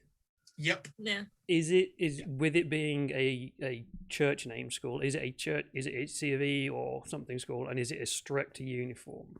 Yeah. Yes. I get this distinct impression that it is like blazer, shirt, tie, and then in winter you have to wear a sweatshirt underneath jumper, your blazer. Yeah, jumper underneath, yeah. And then it's either black trousers or a skirt that must come a certain number of inches below the knee. And it must be both. pleated. Yeah. Bunny. I wear both. Bunny the rebel wears both. And the nuns and or like chaplain have like had a quiet word with the headmaster because no one wants to open that powder keg of Bunny. Damien has ideas. So yeah. Anyway, it's Miriam has established the outcome, David. So we established the scene. So I've set up the beginning. What do you think happens next? As Bunny and Damien are walking out of Park Hill, and we see you in front of us, we notice that you are twitchy and you're not happy with the building and you want things to stop. Damien, with it being the first day of school, and my dad has been at me over the weekend to not look like the disreputable weirdo child that I am, and if I do, I will be disowned. Damien is in proper full uniform, looking normal, no makeup, hair he's not got long hair like me. He's got a nice proper haircut. It's a side crossed hair. It's like side parted. Looks like a proper kid that would go to a school like this, and is very, very prim and proper. Secret underneath the look that he's portraying at the moment, he's loathing everything about this, but he sees an opportunity here to mess with Bernard. Because you've never seen Damien. Bernard would not have met Damien out of his character, new wave and character. Yeah. So I'll walk up to Bernard and say, lose the whole thing. All right, Bernard. I've heard stories about you. Something weird is apparently going on. You moved into that the haunted flat, didn't you? What do you mean the haunted flat? Yeah, the one at the end on what is it, the 4th floor? It's haunted. When they were building it, they found weird shit in the walls and stuff. Baby bones. Oh, hello, Bunny. Hello. Call me Jeremiah. Who are Did you sleep Call well? me Jeremiah. Call me Jeremiah. I whispered to Bunny, call me Jeremiah. Jeremiah. Okay, your name's Jeremiah, and you are Bunny. What do you mean baby bones in the wall? It's a concrete building. They poured it. How did they find bones in the walls? Maybe when they were mixing the concrete up outside, They made the concrete out of baby bones? Possibly. Come on, this is fucking Sheffield. They do fucking weird shit around here, don't they? Got nothing else to do now. Extra calcium makes it nice. Yeah, Bunny, you weirdo. You do need a binding agent. At this point, I kind of flounce off, and leave you to. Bye, Bunny. Yeah, Bernard, don't worry about her. She's just a little bit, well, you know. Faye! They. Faye, yeah. They are a little bit. Horrible. They're absolutely horrible. Yeah, I'm not going to deny that. They're trying to take my business away from me.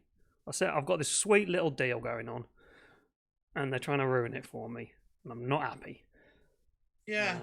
And also, yeah, you know that whole like Banshee thing that you've done your phone calls and shit. Well, How do you know about that? maybe it was just a little bit of a joke, you see. Wait. It was Bunny. Yeah, it's not just. I don't like my name. I am not Jeremiah. Yes, it was Bunny. And Bernard maybe is straightening up, it's all just a little bit of a and joke. moving very slowly, as just a hand that could pick a basketball up by stretching over and wrapping around it, would literally pick it up, sets on your shoulders, and a look of empty. Damien actually gets a little bit soft scared at brown this because of the eyes. size of the hand. It's Yeah, like, oh, These fuck. soft brown eyes that just sort of, in that moment, are just all black, it seems, because of the shadow as the sun is obviously setting behind Bernard. Rising, I'm Thank hoping. you. I'm hoping we go to school during the day. Oh, I was thinking this was the first day of school, so it'd be setting because it's after school, not before Okay. school. Okay, so we're walking back home. Okay. Walking back home was how I thought that was the case. Okay, that's fine. Yeah. Yeah, as the sun is as sort of setting behind him, and he just looks at you, and there's this gentle movement as if he's really looking at you. It's really good you told me that. Thank you. Thank you so much. No worries. I suppose. really needed to hear that. You've done me a favor. I tried to like back you. away. Yeah, and it's like, oh, this kid is tall and thin, but good God, is he strong? And he's holding on. And I get the impression that even though he's holding on and Damien is backing away violently, there's just a moment of like contested strength and a vague ripping noise as Damien's rucksack strap. Because we're in the period of only one. We've got only one strap on. Yeah. Oh, one yeah. strap. And it has not torn all the way off, so it's completely repairable, but halfway across just from holding on it has torn. And I think that's where we should end this thing. As Bunny flounces off, Damien flees after them and is watched by Bernard. Yeah, I'm running after Bunny going, we need to we gotta stop. And because I have not really seen this exchange, because I'm like, in my own little bubble, it's just like, what are you talking about? As we Yeah. And And I think on that moment, that's where we'll take our break for I was going to say that is first where we half. will take our break. So Excellent. as Damien flees in terror of this 6'8" person giant, he's just admitted he's been fucking with for the last God knows how long. For 2 months almost. And with that, ladies and gentlemen, we'll see you in about 10 or 15 minutes, hopefully, Yep. with another player. It might involve, if anybody's actually watching this, I don't think they are, but if you watch it on YouTube, you'll notice that the screen will move around and do weird shit at the beginning of the episode, the second half, because I've not set this up properly. It's all been a bit of a fiasco getting this on. So, see you all in 10 minutes or so.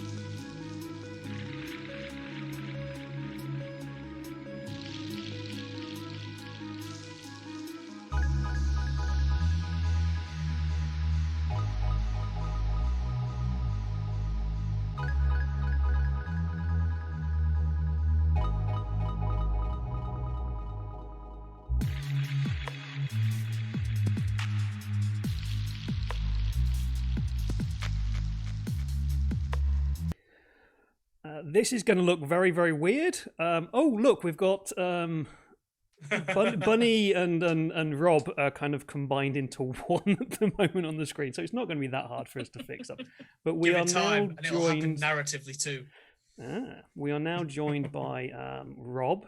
So let me just see if I can get Rob to actually sit in a screen by himself. Whilst you're doing this, let's just have myself and Mariam will recap for Rob what's just happened so far, and then Rob, you can describe your character for us, and that way we've got time.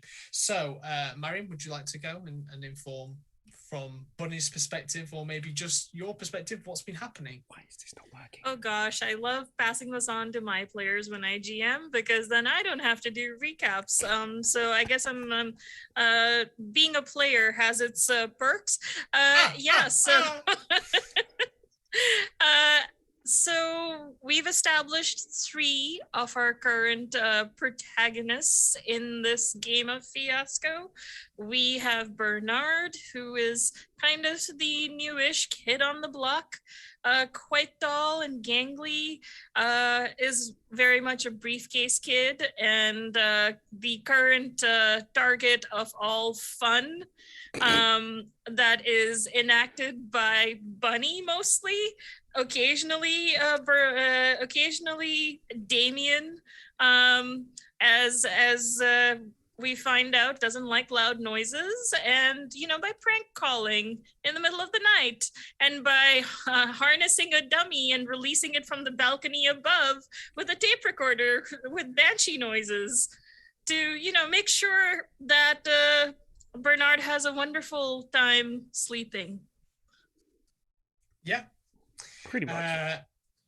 We've also set up the idea that Bunny and Damien are the local kids with schemes. They're the side hustle gang.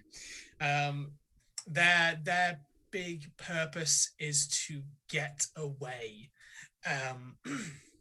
We didn't really go into needs.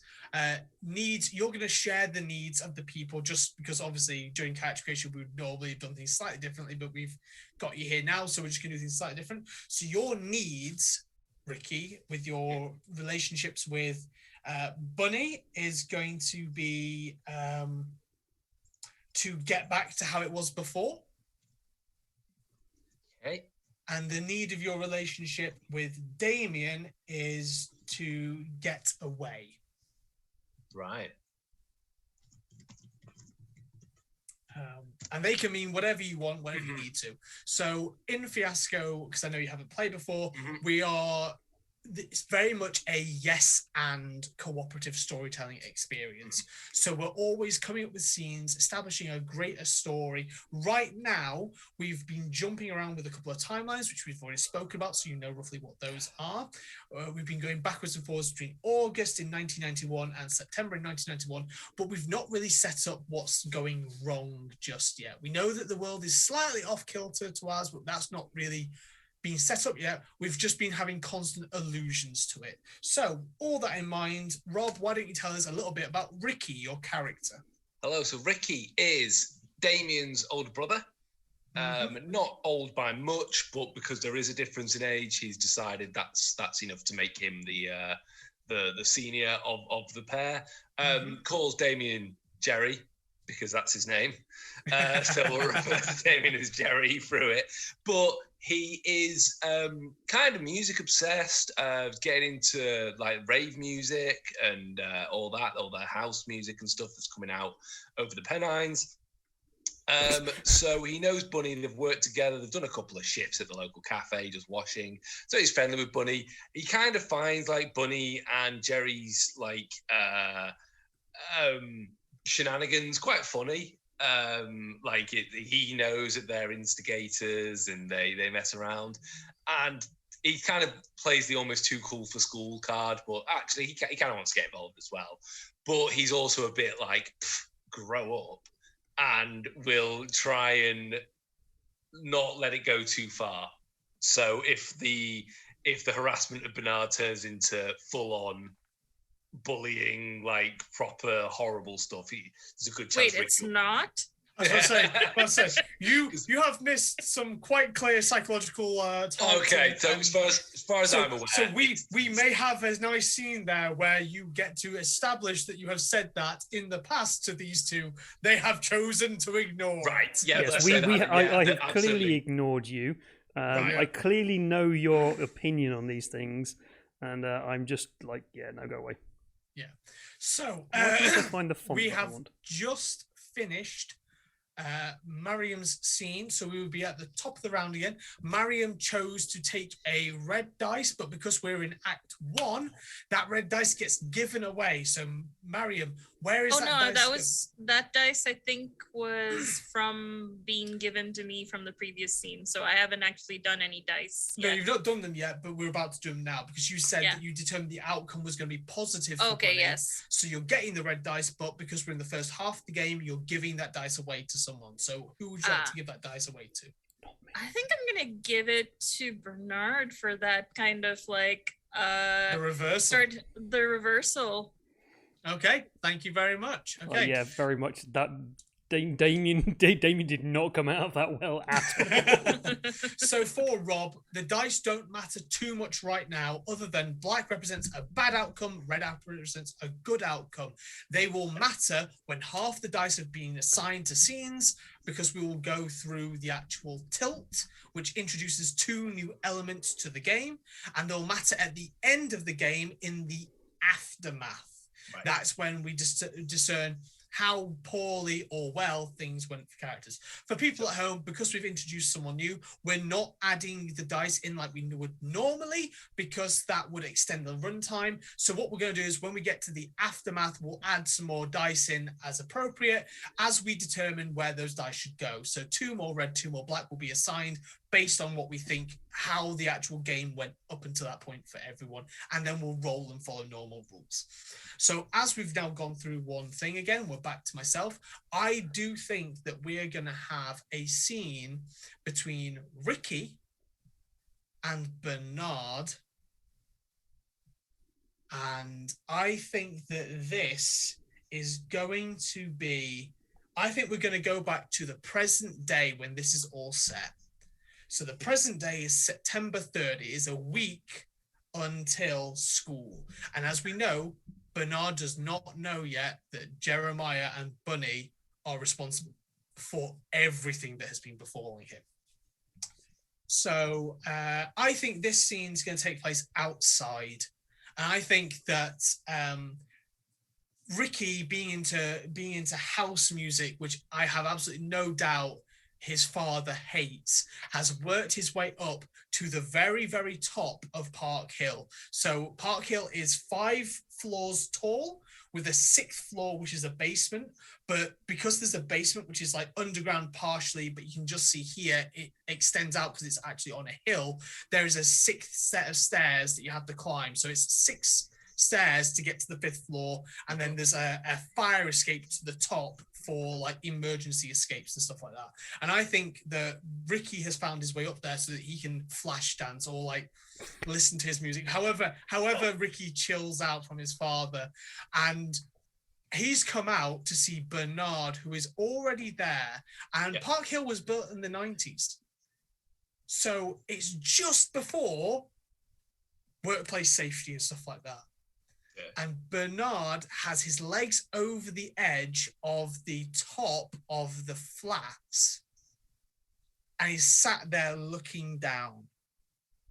And then he hears the door, which obviously is a big metal fire door, squeak, and like jumps and slips forward about 3 inches, not off the edge, but getting to that stage where like any sane person goes, "Oh, okay, I need to move back now. I need to move back," but he doesn't. Okay. Oh, I'm sorry. I didn't realize that this was anyone else's space. Don't worry about it.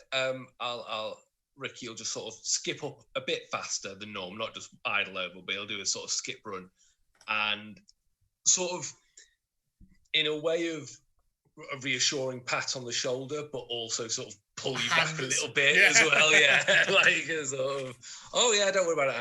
I'll sit down next to you as well with legs dangling to make it seem like the most normal thing in the world to do. Offer you a cigarette. I'm Bernard North. Oh, you're right, Bernard. Are you friends with my brother? Who's your brother? Damien, Jerry. I don't know what he calls himself these days. Nightshade. I wouldn't say we're friends. Oh, really? No.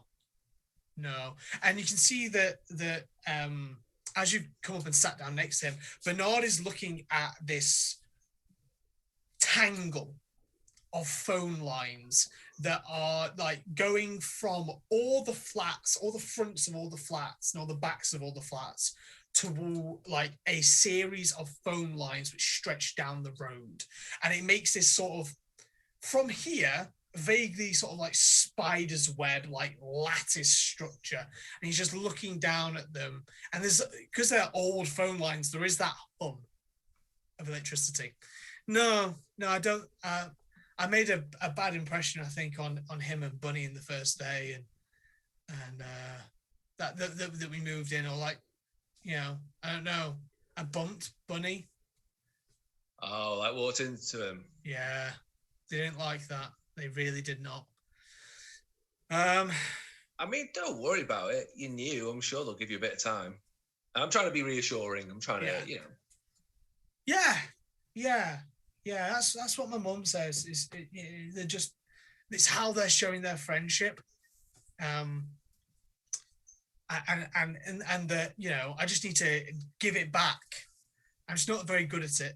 I'm not very good at the giving back. Really not. I'm going to offer Bernard a cigarette from a packet because it's the 90s. Yeah, it's cheap. yeah. I will definitely have a cigarette, and it takes no psychiatrist to work out that Bernard has, one, never been offered a cigarette before, and two, has definitely never smoked a cigarette before, and is doing that thing where he's holding it between that knuckle, and is desperately trying to look cool. And if you light it, will take a drag at the same time and length as yourself, with no ability to handle it, and so will immediately just begin coughing. Yeah. I want to make sure he's not going to cough himself off the edge, but no, I think we've moved back. So it's just we've moved back a bit now. But Bernard's legs are long enough that they can hang, and there still be about. He's massive, isn't he? Yeah, he's like 6'8", so it's like a foot of leg before like anywhere near there. Just I'll tell you what, Bernard, I'll have a word with Poison Ivy or whatever they are, and I'll sort out. I'll tell him just to leave you alone. And Bunny's good. I've worked with Bunny. They're good. They're Are they? Yeah, just, you know, just avoid them and you'll be all right. Yeah. Well, I came up here because like the dead people seem to keep them away. They don't like that. What? The dead people in the 5th floor. It's full of dead people. The 5th floor's full of dead people. Yeah. That's probably, if you want to get on at school, I'd probably not say stuff like that out loud. Oh, that's what Bunny said. Yeah. They're not. Oh. They are quite clever. Like, Yeah. What makes you think that? Oh, well, they said that, and then since then, like every couple of nights, there's this figure that like appears out of my bedroom window and will just wail. And then like an hour afterwards, I'll get a phone call telling me that I'm going to die because I didn't pay attention to them. Or like, how could I not pay attention to them? Don't they know that they love me? And there's some really weird stuff. Like there's like this clicking and chattering. And then like, then the phone goes dead. But then, and this is the really weird stuff. Like, I'm plodding along. I'm 100%. Yeah. Literally, like a minute later, the phone won't ring again, but the voice will start speaking again. So if I like don't put the phone down, like a voice starts speaking again. So I just figured that like, with them doing all like the telephone lines, that like it's like no, and that is not like though they're not there, that is not Bunny, and that is not Damien. I just figured like with it being like haunted and all that, like the fifth floor. I mean, like when they put in the telephone lines, they tapped into something and given the ghost voices. Bernard, Mhm. You all right? Yeah. Okay. I want to be. I'm going to hand you a couple of cigarettes and Oh. just be like, Yeah, You yeah. know. But Bernard has not taken another drag since it's No. just burning down. But he's like very happy to put them into. Bernard is a suitcase kid. He is dressed formally even now, like in a sweater and a Right. shirt. So he puts them Right. straight into his inside pocket. yeah, I'm picturing Walter the Softie from the Beano. Yes, Yes! Walter the Mate. Softie that is almost 7 foot tall. Right. Yeah, okay. I'm going to sort of not pat him on the head, but like give him an awkward slap on the back and be like, well, like, listen, if you need any help, I live with Jerry, you know where we live. I'm just trying to give him a positive reinforcement, basically. Yeah. And, I think he's definitely picking up on that. yeah. And then leave him. Really nice to meet you, Ricky. Thank you. Yeah, I really no appreciate problem. But I just, as I say, just keep some stuff to yourself. It just makes it easier, doesn't it? Yeah, kids can be very cruel. We can. I mean, yeah. The kids at my old school used to call me Spider Boy. Do you know what? You can tell me next time because I want to know what that story is. And I think we'll end there. Yeah. And so now that we have 4 people, David and Miriam, you get to decide how that scene went for Bernard, based on the need that we have, which is to get back to how it was before. Yeah. Just as a quick thing, I've put a picture of Walter the Softie in the Discord chat. Yeah. Yeah, that is Bernard. Minus the glasses, that is Bernard. I think that went quite well for Bernard, don't you, Bunny? Yeah. I think so too. I think that's Okay, definitely a so red dice. Sweet. Well, I think to get him started as it has to go, I think we're going to give that straight to Ricky, because kindness for kindness' sake, when you don't have to do it, deserves reward. And I'm sure Ricky will not be on the outcome of whatever the horrific consequences for all this are going to be. Oh. Yeah, Ricky is definitely the older, more sensible one here. Yeah, whatever free shenanigans you're up to, Helen. Is anyone else getting a bit of like an echo on Rob? Is it just Yeah, I am. A little bit. Just wanted to... Let me change. Oh, Yeah, Sorry. you just muted. Let me just change. Is that any better? much. much. There we Much go. better. Night and day. Yeah, my computer changes its audio input with me not doing anything. So yeah. It's all right. My Okay. camera turns itself off quite regularly now, Right. Yeah. so I So- disappear periodically. Moving Damien on. goes into the ether. It's David, it's your scene to establish. So again, for recapping for Rob, who might not know this, when we're establishing scenes, we can do 2 things. We can act out a scene, at which point other people determine how that scene went for our characters based on our needs, or we can establish how the scene resolved for us, i.e. it went well, it went poorly, at which point the other people at the table invent the scene for us. Basically, we can be the actor or the director is how to think of it.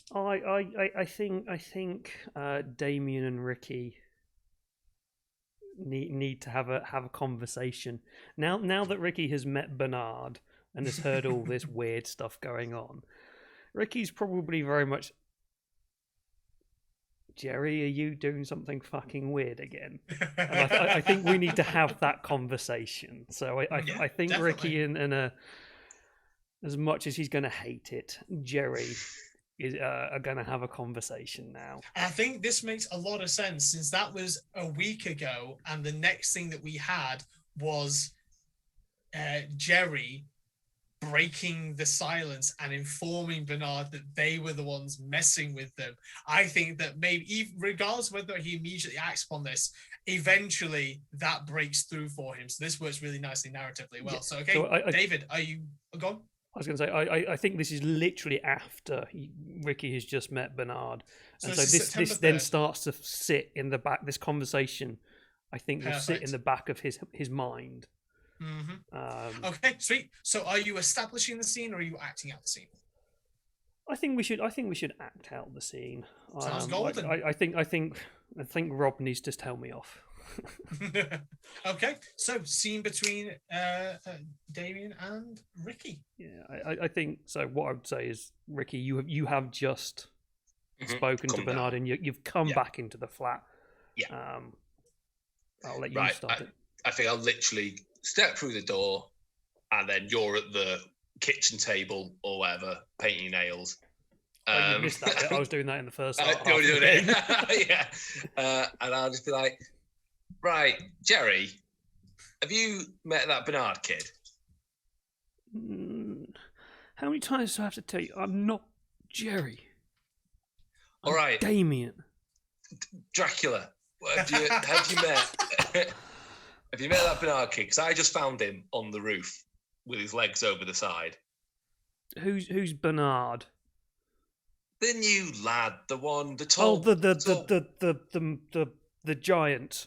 Yeah, the big the Walter the nerdy. Softy. Oh God, I just been there. The nerdy giant. Like, yeah, no. Yeah. Him. No. So His mother, you know who however. he is. What's that? His mother. Good What's up with dresser. Powerful woman. Powerful woman. She's got the trouser suits on and is like fucking owning who she is. She'd take notes about this. But no, I've not met Bernard. Why would I hang out with someone like him? Okay, I'm going to go put the kettle on.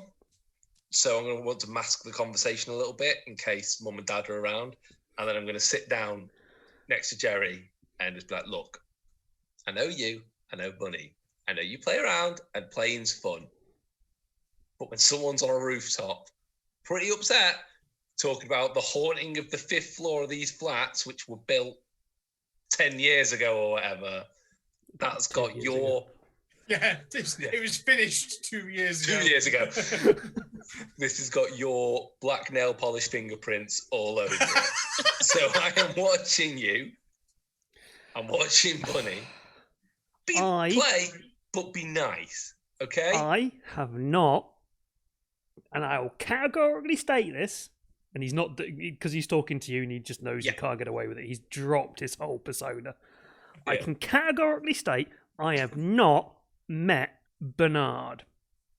And I will say that I have not met Bernard. Make sure you don't meet him and stop messing with him. I will. All right?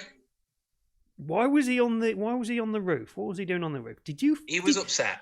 Did you he was give him upset about cigarettes? something. What's that? Did you give him some cigarettes? Yeah. And you're telling me not to mess with him. You know those things will fucking kill you. Oh, grow up. There's no proof. In the 90s, there was less visible There was proof. proof, but it was less paid Yeah. attention to. Hey, this is the early 90s, all right? Yeah. This is still the attitude of the 80s. Yeah. Now, Jerry, do you want a cup of tea? Yeah, go on then. And then I'll go make the tea. Yeah, But I've told him off. I'm sorry. I'll just go get the sugar. It's in my bag. Sorry, I was.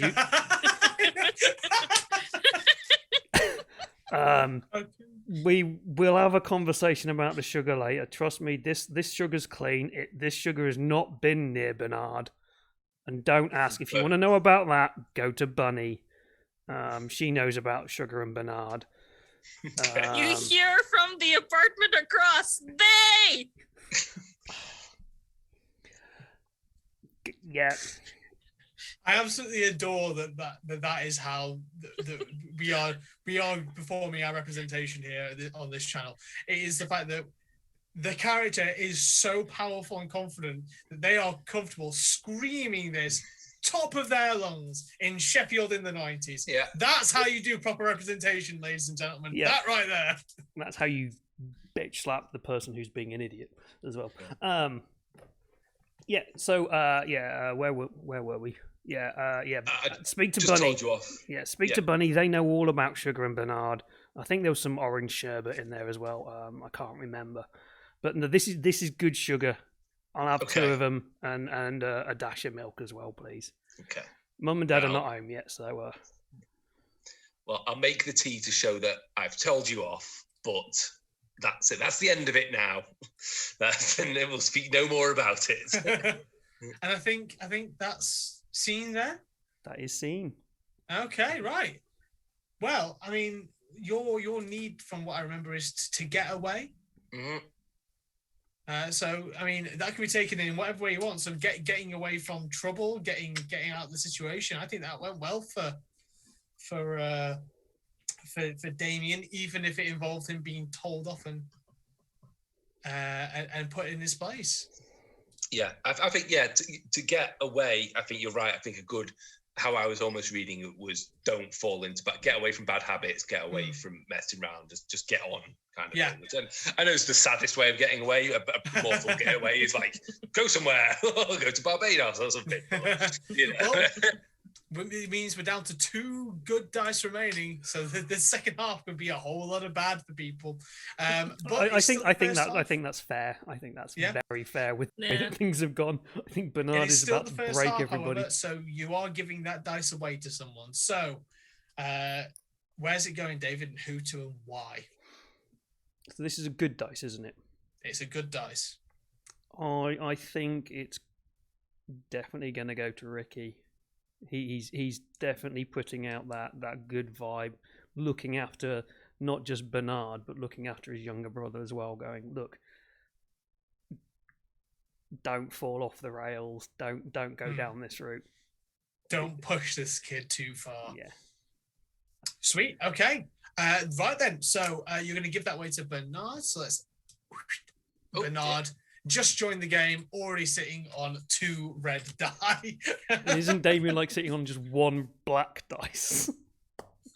Damien's sitting on 0 dice currently. I thought I got a black dice. Oh yeah. Yeah. Was that your red die that was just stolen? I'm 2 zoomed in for the screen. You had a black dice, but it got given away to no, every scene since that thing has been good. You've not had a bad scene yet. It's just that we have to give them away. Currently, the only one that's been bad was Bernard's introduction to Bunny, and I gave that dice away back to Bunny for their psychological torture. Right then. So, Ricky, your scene. Who's it with? Yeah. What are you doing? I'm gonna go. I'm gonna let you, as a group, decide on it. And it's going to be bad. It's going to be bad. Ricky's had it a bit too easy, I think. So I think the resolution is it's bad. And I think it would make sense if Ricky meets with Bunny for the first time. Ooh, okay. I see that. Yeah. Maybe you've got a shift to the coffee shop. Yeah. I'm seeing, people take all the jobs, milk and heating and stuff like that. And I get the impression that this is actually it was meant to be a really nice cafe in the bottom of Park Hill. Mm-hmm. It was meant to be a really nice cafe, but the money ran out when it got to this point. So it's decorated lovely, but everything inside it is actually cheap. And so it's basically a greasy spoon in the bottom floor or somewhere, but they can't cook properly because the extraction fan would lead up into places. So it's like this, we know in 10, 15 years time, there will be a layer of grease on the walls that is 2 inches thick and everything will be discolored. But right now it's still nice. Right. So it's a whole bunch of mousses and cold prepared food. Yes. Yeah. Cold egg sandwiches and coffee. Yeah. And the coffee, your choice is white coffee or black coffee. Yeah, but lattes have not crossed from Italy yet. It's one of these places which it's not at the point where it's, do you want black coffee which your spoon can stand up in, or do you want black coffee that is drinkable? We've not got to that point yet. Yeah, that will come in about 5 years' time. Yeah, the everything is instant. Packs out. Yes, it's gravy. It's a tub of gravy granules masquerading as coffee. To It's instant coffee. We It's don't bistro. brew our own. Yeah. It's actually So bistro. I'm oh my god, it is actually Bisha there. Huh. So I'm seeing this is Ricky sort of like approaching Bunny almost in a similar situation. It's probably a couple of days later at this point, but it's Ricky approaching Bunny and trying to elicit that, like, look, okay, have fun in games, just maybe include the kid in those fun and games, or maybe just take it back one step so that he knows or can work out you're joking with him. Take it back. And if it's going bad, I'm guessing, Bunny, you're having none of that. Oh yeah, and I'm probably actually, considering that we can't use the icing sugar or the caster sugar for much, I'm probably bagging most of it at this point too. You're just stealing from the coffee shop, going, yeah, I'm going to use this Outright for the next stealing batch. from the shop. Yep. And I'm getting sort of a vibe of like, whilst the intent on Ricky's part is definitely calm this situation down before it can even remotely escalate to anything, violence or something altogether worse, I get the impression that it has the absolute opposite effect on Bunny, which is like, this Snitches kid, get stitches. This kid snitched to the older kid. That means I have to now escalate what I'm doing. Like, the fairy this court is cannot not stand. happy with it. The fairy that? court does not agree with this statement. Yes, and yes. the way that this is going, we need a new member of the people in Fairyland. Yeah, just a spoonful of sugar shuts this motherfucker up. Spoonful of sugar helps the medicine go down. Yeah, and I think yeah, without having to go too much into that scene, the ins and outs of it, I think that's how we played that one. Is very much Ricky doing what Ricky does best, which is be a big brother and watch out for people, and it's setting up an escalation pattern that we're about to get into.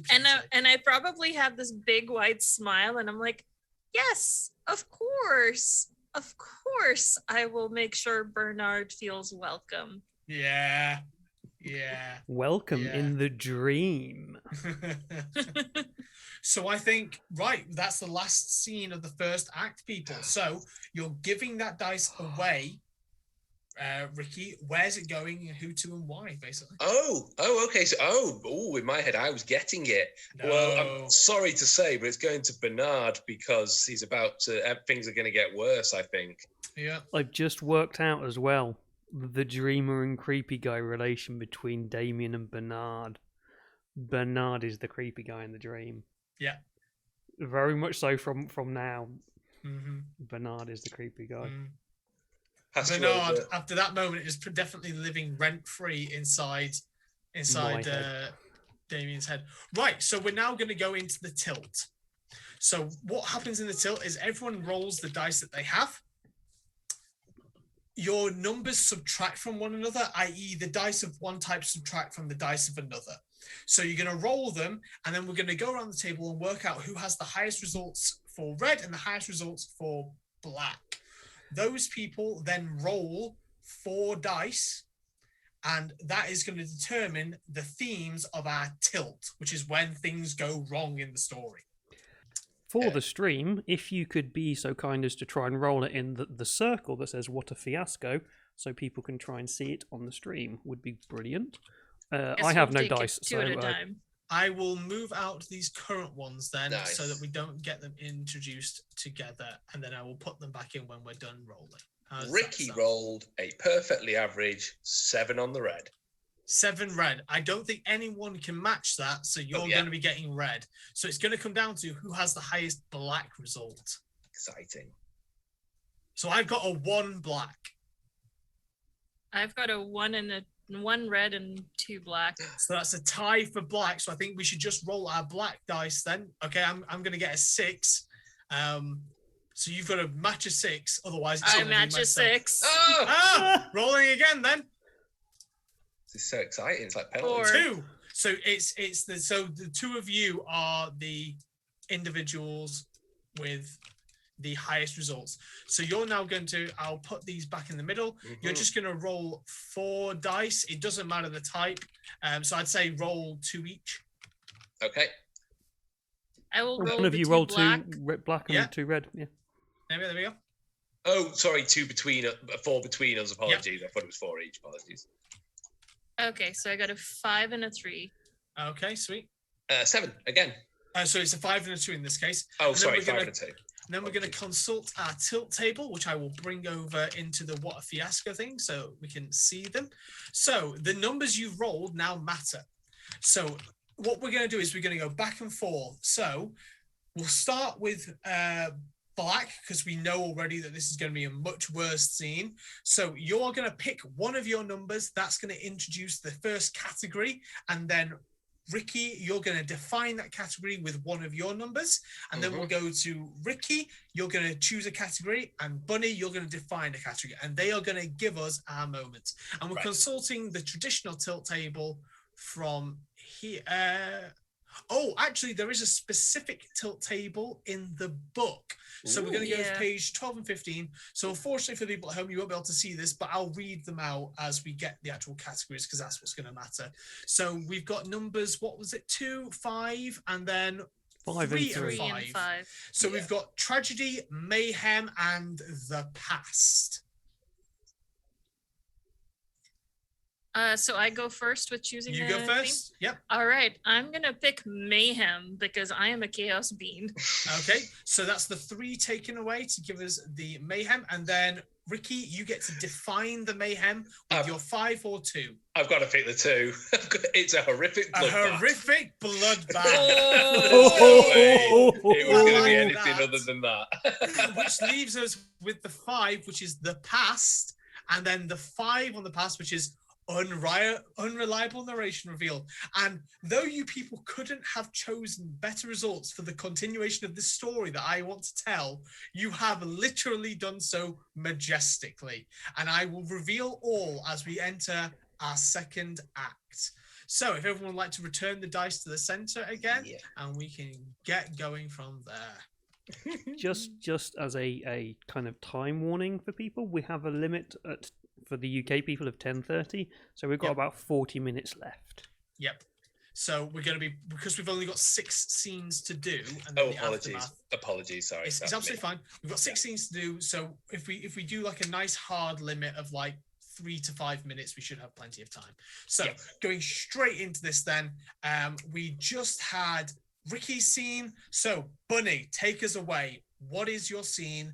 Remember, in this act, you're keeping your damn dice, right as it says on the board over here. Okay. So is it the same thing of picking to be actor or director, but we keep the dice? And this time we've got to keep in mind that we've got mayhem, a bloodbath, and the past, an unreliable narration revealed. They are our themes that are going to be informing our scenes potentially. Okay. Then I'm gonna say that I feel like this should be a little bit I'm gonna say that this is as basically I'm gonna let y'all decide the scene. And the outcome is going to be I think Bunny needs some reckoning. So it's gonna be a poor. So you're taking a black dice, so you're saying that something bad is happening to Bunny in this moment. Yes. Okay. I have an idea for this, guys. I also have an idea, but you go on. Oh no, if you've got an idea, you go first, and I'll tell you. It might be all that I can incorporate my idea, and if not, I'll pitch my idea, and then we'll let David be the deciding vote of what the scene is. How does that work? Okay. So my idea, and please do, if you don't want this, I realize this is a theme that could upset, so please do tell me if not. But I like the idea that Bunny steps up the sort of terror campaign. There's lots of rats in these buildings. They're not built well. And so a horrific bloodbath could involve getting a lot of dead rats together. But if people don't want that, please, because I know animal death isn't great, so please let me know. But yeah, like either a Carrie style, fill a bucket with blood, of animal blood, to ambush Bernard with, or like literally have the bodies everywhere as a freaky, like, he steps out into a corridor and there's just dead animals everywhere. I think that I can incorporate mine into this, and I'll put it forward, and and David, see what you think of this. Remember, Rather than the I was rats just going to say, being dead, can they don't. Go on, David. Bunny is taking the black dice here, so we Bad for Bunny. can Yes, take sorry. that story. We will see what Bernard says, and Yeah. then maybe I can round it out to apply it to Perfect. Bunny. Yes, Yeah, that's the yeah. plan. And then, So this counter suggestion I was going to have, but I think I can now incorporate this much more tidily in that regard, is that they're not dead rats when Bunny does this. It's a bucket of live rats that Bunny empties into Bernard's room. right. But what they get back is a bucket of dead rats. Yes. And what happens is the bucket. They are properly dismembered, Mhm. but it's left rather than it actually being given to Bunny. They are left to find it, whether it was themselves or whether it was their mother or father. It was left outside the front door of their flat. Counter suggestion: the rats weren't decapitated; they were desiccated. Desiccated. Yeah, that's what I kind of mean. They were Completely literally just kind of like broken apart, and the bucket. Oh no, was- no, completely dried out. Dehydrated. Oh, dehydrated. Dehydrated, completely dehydrated. But the where they were left wasn't outside their house for their parents or anything to find. It was where your stash should be. Is the stash there and that, or is it like, No. the stash is gone? The stash is gone, and the rats are in the place. If I don't know what the that's stats is, but that, it sounds then exciting. I would suggest Damien also takes a black dice for this, because Damien could be the one who finds it as well. Maybe they go together to pick up their stash Yeah. to sell. We could speed this up a little bit and have you both take a black dice right now for that. I'm perfectly happy for I that, yeah. think that works quite well. Me and Bunny have met. Damien and Bunny have met. We've gone to go. We've got some clients. Let's go get our stash. Let's Yep. quickly go pick it up. And it's like, oh fuck, bucket of dry rats. yeah. Yeah. Right. Okay. Yeah. There we go. So we know it goes bad. We don't know how that happens, but we know it goes bad. Well, Bunny might have an idea. They obviously left a bucket of rats for Bernard. Damien has no idea. But how does a And I- 14-year-old boy desiccate rats? And I feel like it is 100% a surprise for you, Damien, because I don't think I've included you in those plans.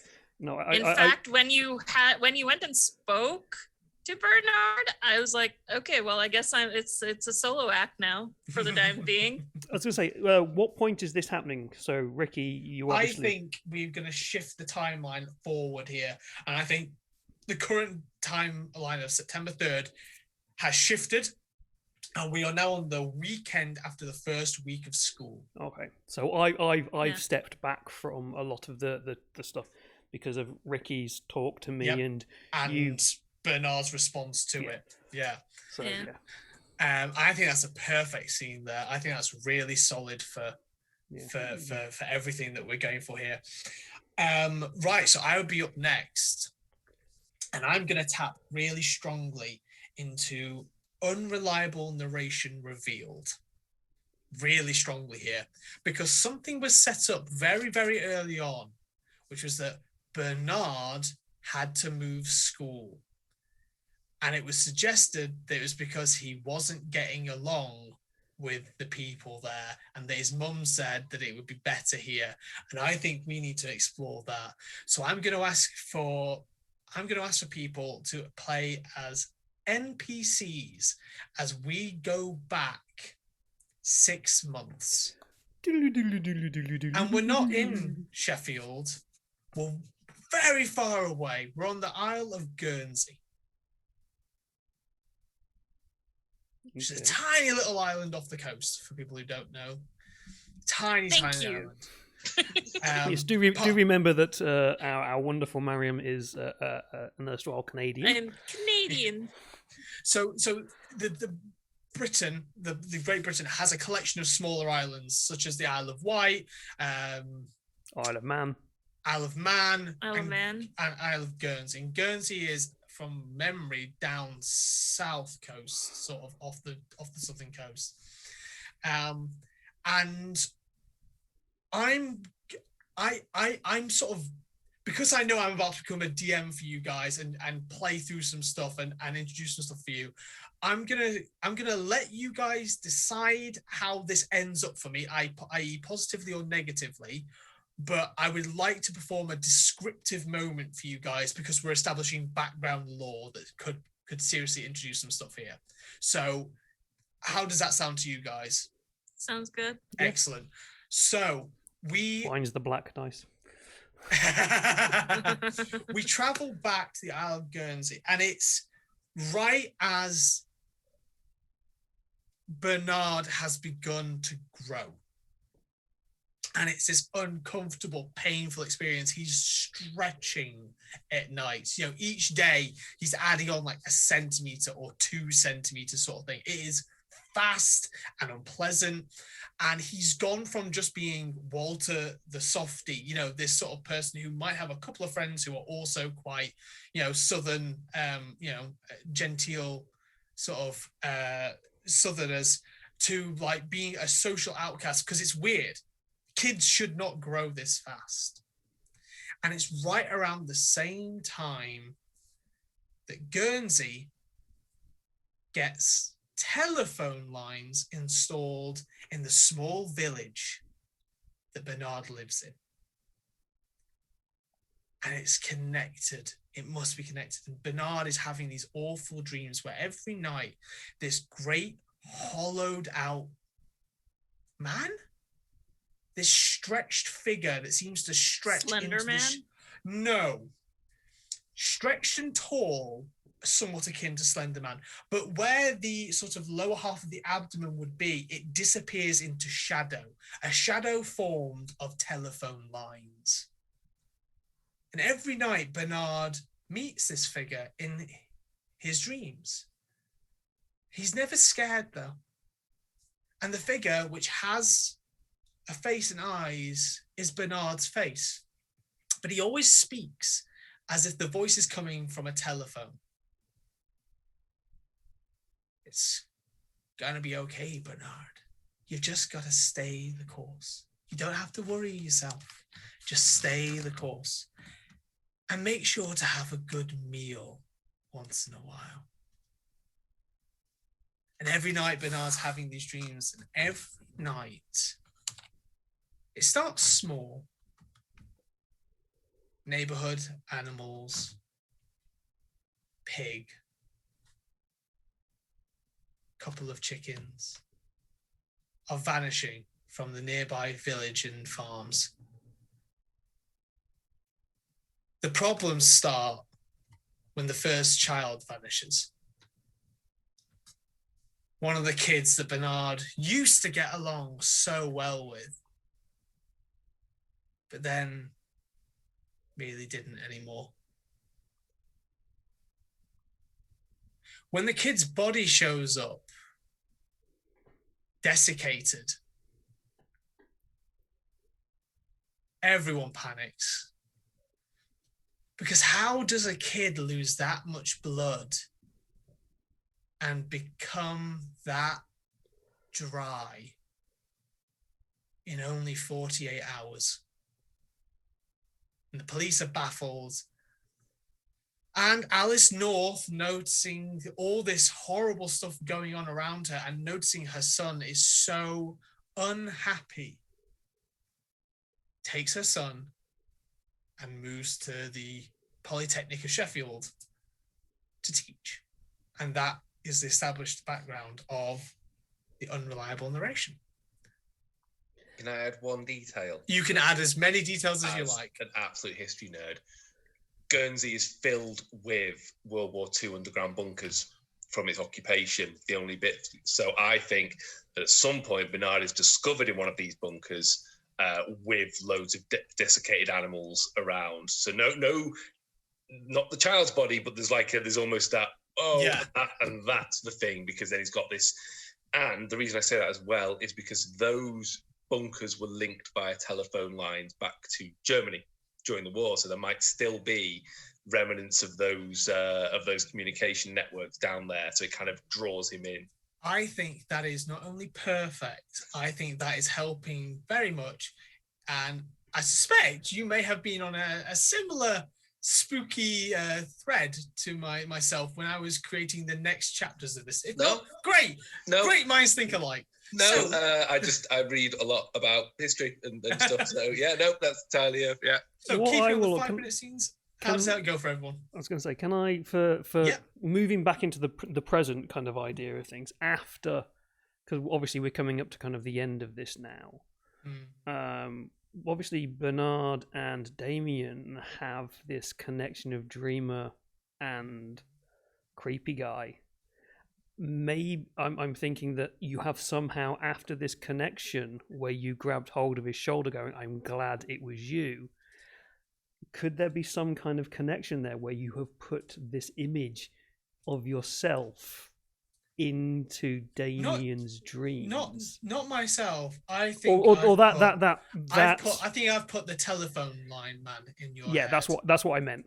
I think I've put the telephone line man in your head. But I think it's you because it's got your features. I think you are this, and this is why I'm just like, Bunny, fucking stop. Yeah. So I don't think we've had that bit yet, because I think that can definitely be one of your scenes. Please stop. So that's why I'm kind of thinking. But I think that dream will end on Damien waking up this first day of school with the first dream, which is Damien stuck in a spider's web of telephone lines, whilst the big long body of Bernard North slowly appears into view as he scuttles over the lines towards you. Yep. And I think that's where we'll end it then. So you guys get to decide how that went for me. And also that puts a real nice twist on my to get back to how it was before. In a way, it's quite good for Bernard, isn't it? I was going to say, it feels like quite a good thing for Bernard. Yeah, he's putting his. Yeah, I think the balance is tipping a little bit. I would definitely go. It feels like it should be bad, but he's moving away from maybe the influence, because we're not dealing with obviously the current concept of there being a shit ton of telephone wires around him. It's like you're moving away from all the bad stuff. Almost passing the curse on and kind of removing himself from it. Passing the curse on or marking my next victim. Yeah. I say it's very much a bad thing for Damien, but it's not. Damien's not getting the dice here. I will take the red dice then from what people are saying. I definitely think if you wanted to accelerate, you could red dice Bernard, black dice Damien. Yeah. Yeah, I'm down for that. Yeah. I think Damien's going to die by the end of this. I think Damien's not going to. Oh, I love Damien. I'm sorry. Do you think any of you are surviving this? I need a nice. Ricky's only just turned up, for crying out loud. Hey, he can survive. But there are places that people go to when they've been broken so badly mentally that Yeah, Sheffield. They're haunted. I was going to say, there's a nice apartment block behind you in your screens. Actually, there's a place in Sheffield that is a hospital that was for the insane, and I know because it was right next to my Nana Dot's house. So I think that's a really nice way to accelerate it. Yeah. I love that. And it also means that we have time for 2 more scenes or 1 more scene and 1 accelerated scene. Mm-hmm. And then what we'll do is we'll roll the aftermath, we'll discuss things, and then I can set up the next part of this adventure, which is the kids on bikes. Yeah. So, David, it's your scene. I think now we need to have a scene with with Damien and Bunny. Okay. Are you going to act this out, guys? If you act it out, you'll get a scene together, and then Ricky can have the last scene of the entire thing. And the last dice is always a wild dice. Yeah. So it could be good or bad. I think Damien and Bunny need to act this out because Damien has Yeah. just woken up from this horrendous dream, Mhm. and Bunny is still continuing to fuck with you. Yep. So Yeah. Okay. Let's see it. Let's So- hear it, guys. Let's play some. this is this is maybe a few days after you've grabbed my shoulder and marked me in whatever way it is, and I've had this dream of this massive spider web of telephone wires and your Yep. creepy ass face and elongated body being elongated even more Mhm. than it was. But it doesn't look really like bad TV. It looks natural the way that this image comes out through me. And I come up to Bunny after school. I've not spoken to Bunny for a few days because of the terror of this dream that Mhm. happened after this really creepy conversation with you. And it's like, Bunny. Okay, I know you're still fucking with Bernard. You've Am got I? to stop. Just Well- it's you have to stop. This is it's not a joke now. Weird shit is happening and I can't explain it. This is not makeup. Out of character. We haven't seen the rats yet, have we? I would say, yeah, this is before the rats. This is. Yeah. I I'll say it's the this day might before the also- rats. Yeah, I think this Yeah. might also add into the reason why Bunny Did the rats? does the rats. Yeah. Okay. I was like, wait. So first, I have your brother coming to me and telling me to stop, and then now you're gonna rat on me. Is that what this is all about? I am not ratting on you. Don't worry, I will never tell anybody about anything that we did. You just need to stop. This is not going to end well. And I sort of, when I look at you, you see my eyes kind of glow a little bit with all these packs I've been making with this makeup scan, like, almost like the power of the packs I've made coming. And it's like, well, you better not.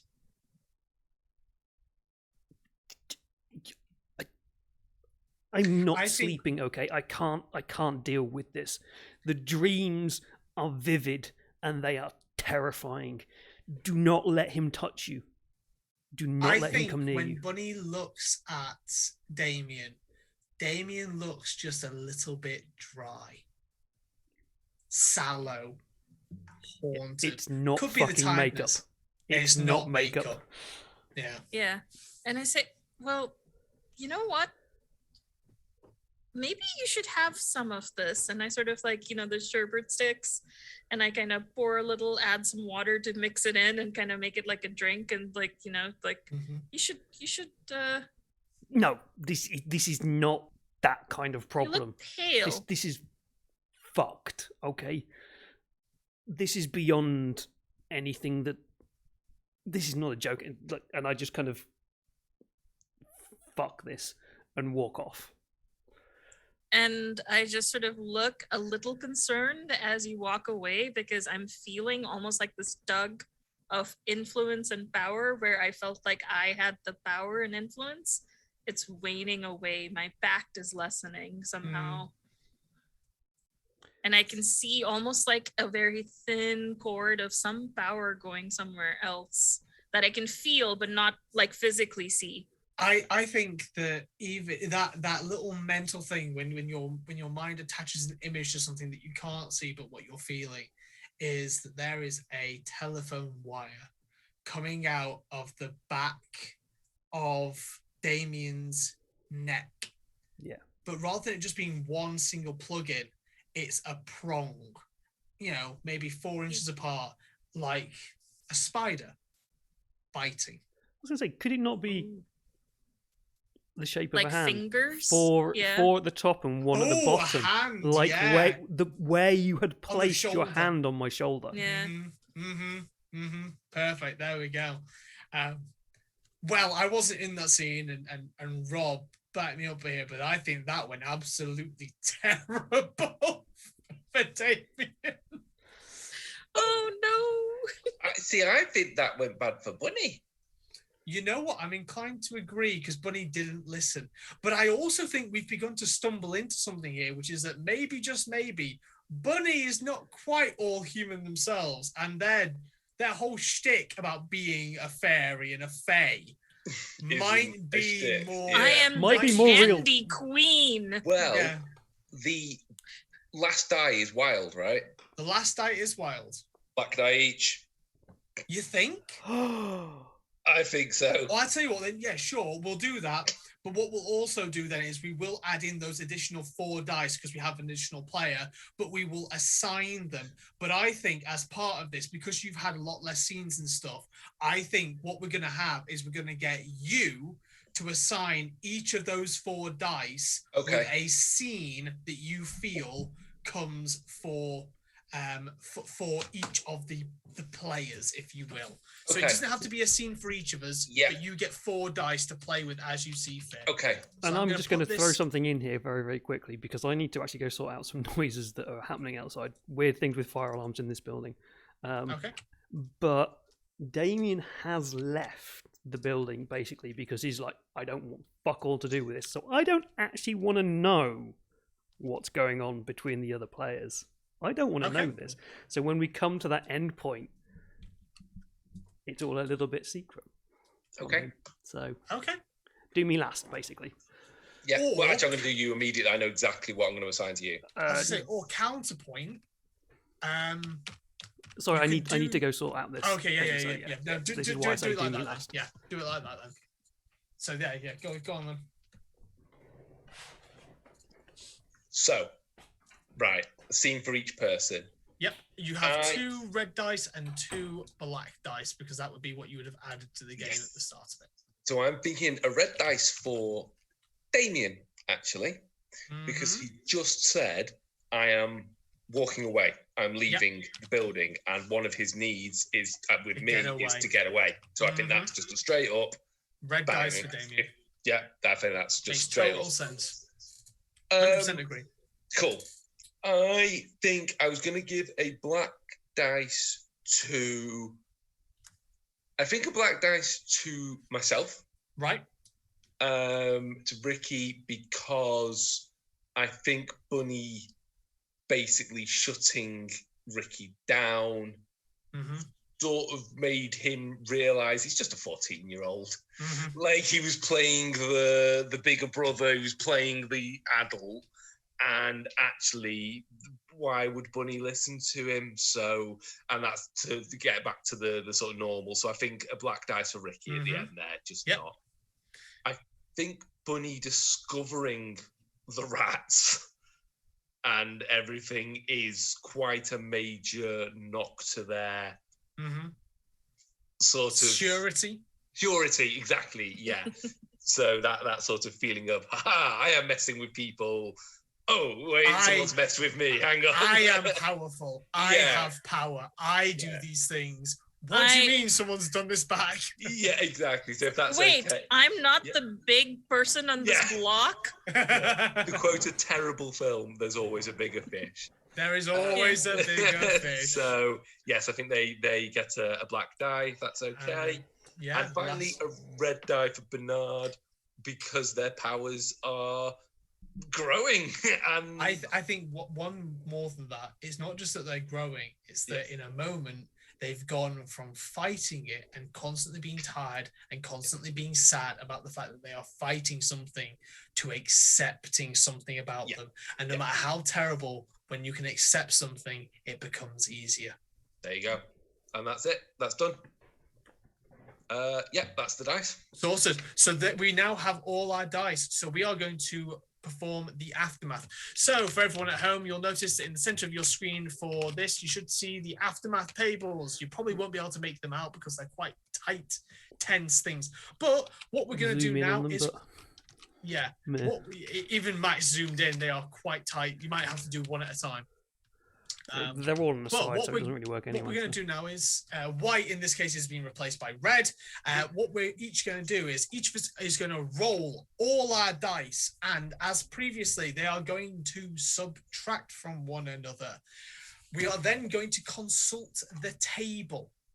The table will inform us the outcome of all of this. However,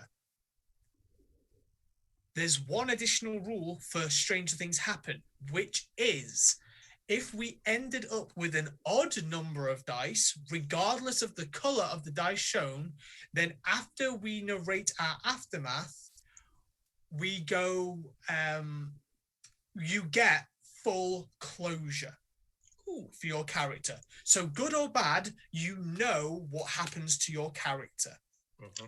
If you got an even number of dice, your character's ending is ambiguous. And Okay. no This matter works out what really well for happens- Damien.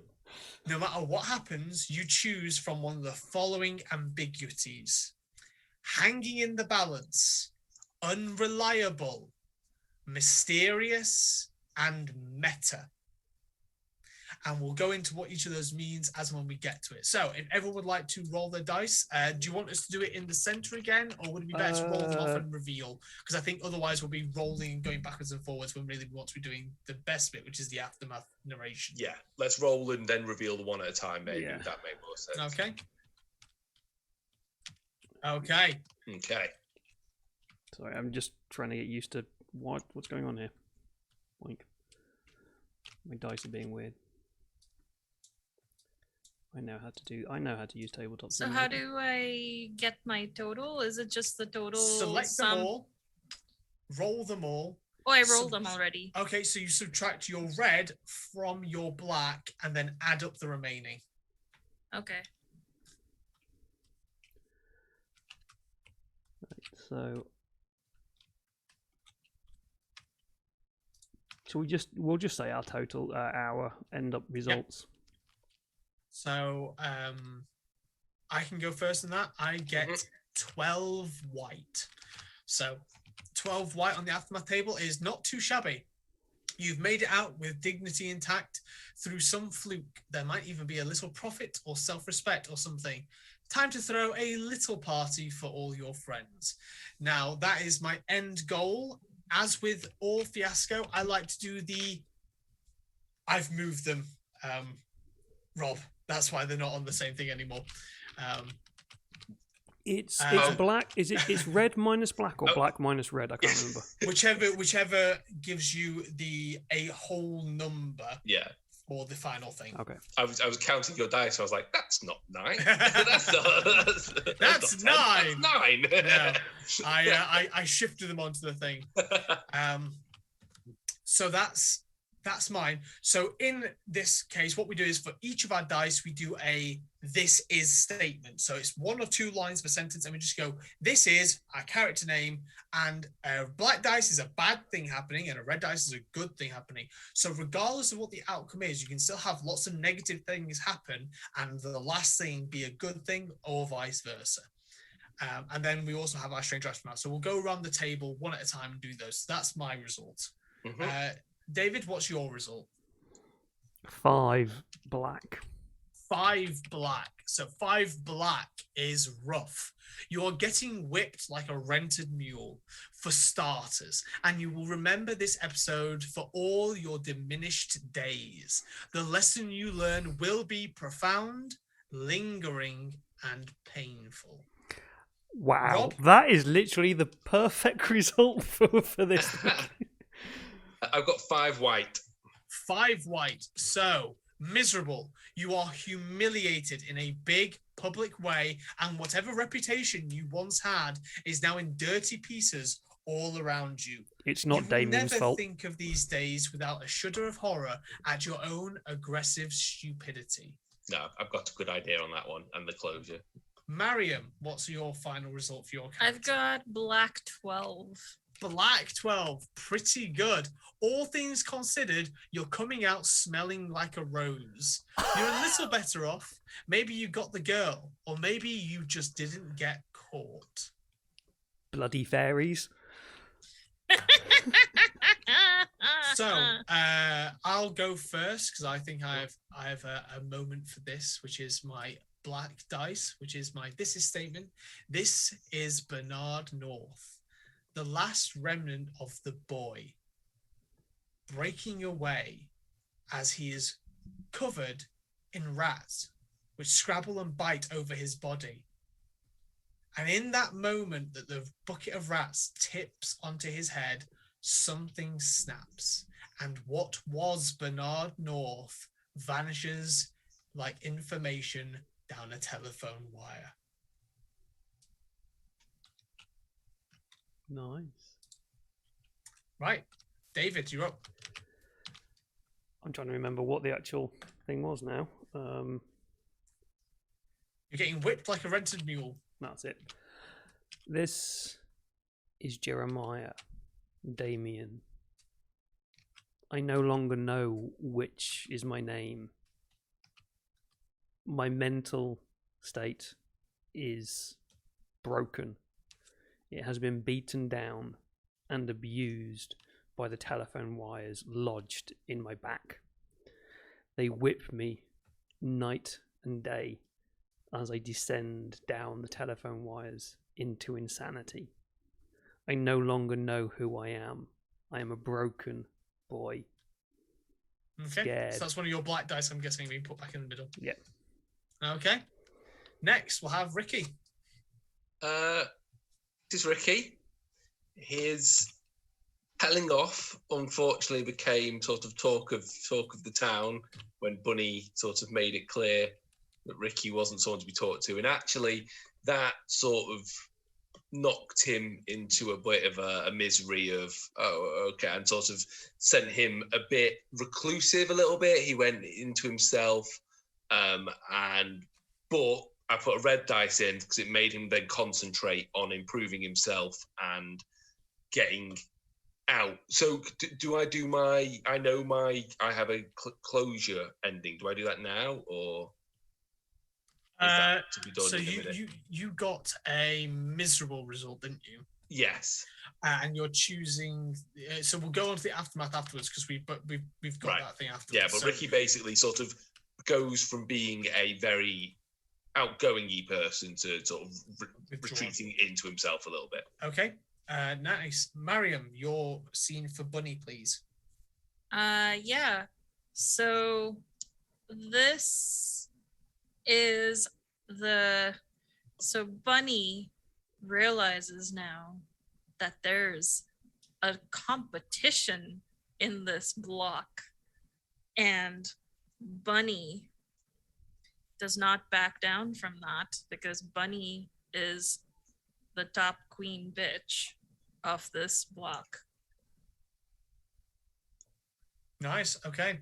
So because we've just got a couple of minutes left, I would suggest that for the remaining dice, whatever we have, we're just going to do like a statement, and then we will talk about what our aftermath is, or I can give people aftermaths which we can reveal at the start of the next adventure, which will be the sequence to this, which is when the other kids investigate just what happened in Park Hill Flats. I think that's a better idea. Yes, Let's leave that's those a better aftermaths. idea. Then it doesn't get rushed and it Yeah. can be nice. Yeah. So the last 3 red dice for Bernard North, no longer Bernard North, now the telephone man.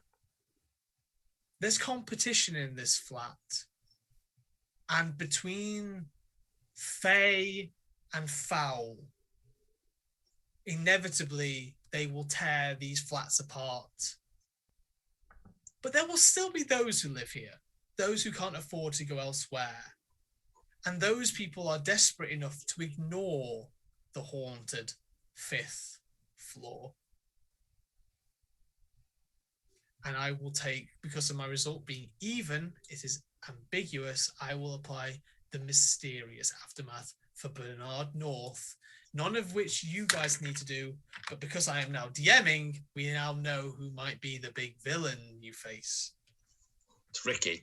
It's Ricky. Yeah, he's got a knife. Yeah. Ricky gets a knife. Okay, that's me. I will say for Damien, I will use the two black dice that I've got left.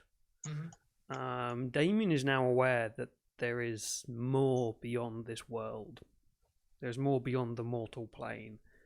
As much as his insanity is driving him beyond the comprehension of other people, he delves into the occult and ends up being caught in weird magics and cults, and ends up in a very, very, very bad situation with the wrong kind of people, but in that kind of a cult way. He ends up maybe in a hermetic order that is of the wrong side. They're of the so below, and he ends up doing some bad chaos magic, and it all just goes wrong. Okay. Ricky?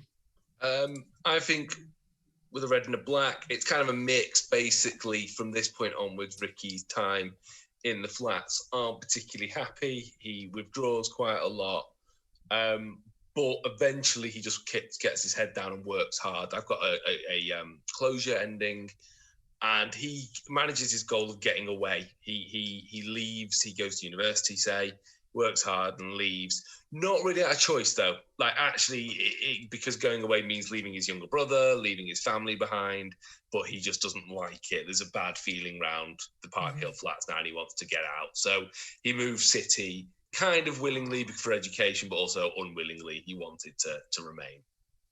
And perhaps the thing that always drives Ricky is, if only he got involved a bit sooner or a bit more actively, could he have saved his brother? Yeah, he's really sad about his brother descending into what he descends into. Bunny? So with the dice that I moved, is it the total dice I had before rolling that is odd or even, or total dice? I believe you're also odd, so I think I am odd. You've got an unresolved thing. I get closure. Closure. Oh, you got closure. You got odd. Yeah. Odd. Yes. Oh, yeah, that's point. I didn't get. I was unresolved, so I am currently doing weird magic shit in a cult somewhere. Basically, and we'll find out what that potentially means for your character later. I think we'll find that out in the next game. Where did Damien go? Did he become So anyway, Damien? Bunny, you've got a closure thing. Yeah, I think the closure is that especially because part of my thing was fun and games, and that our relationship as the telephone man is monster and prey, except we both think we're the monster and each other prey. That it's going to be a continuous power struggle. Cat and mouse throughout Park Hill Flats. Yes. And I think that's what really destroys Park Hill, is our war. Excellent. Perfect.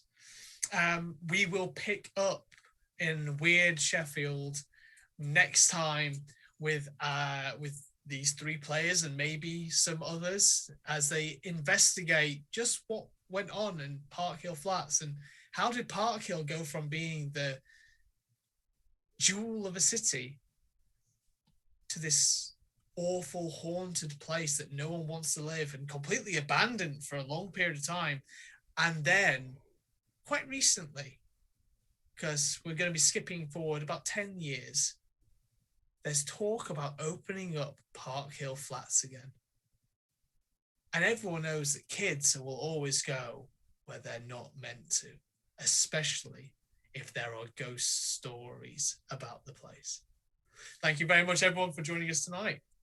Brilliant. Been great fun. Thank you very much for running it, Ben. So yeah, really good. I know, Rob, you only joined in at the last point. Hopefully for the next one, we'll actually get you for the full game. Yes, be on time. I will not get in traffic, hopefully.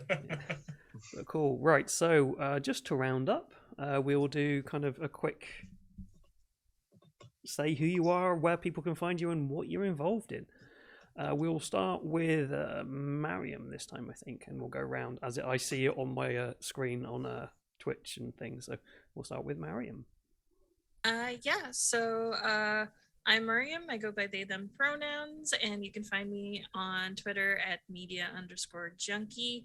I am a live streamer. You can find me usually on Qtopia, if not here.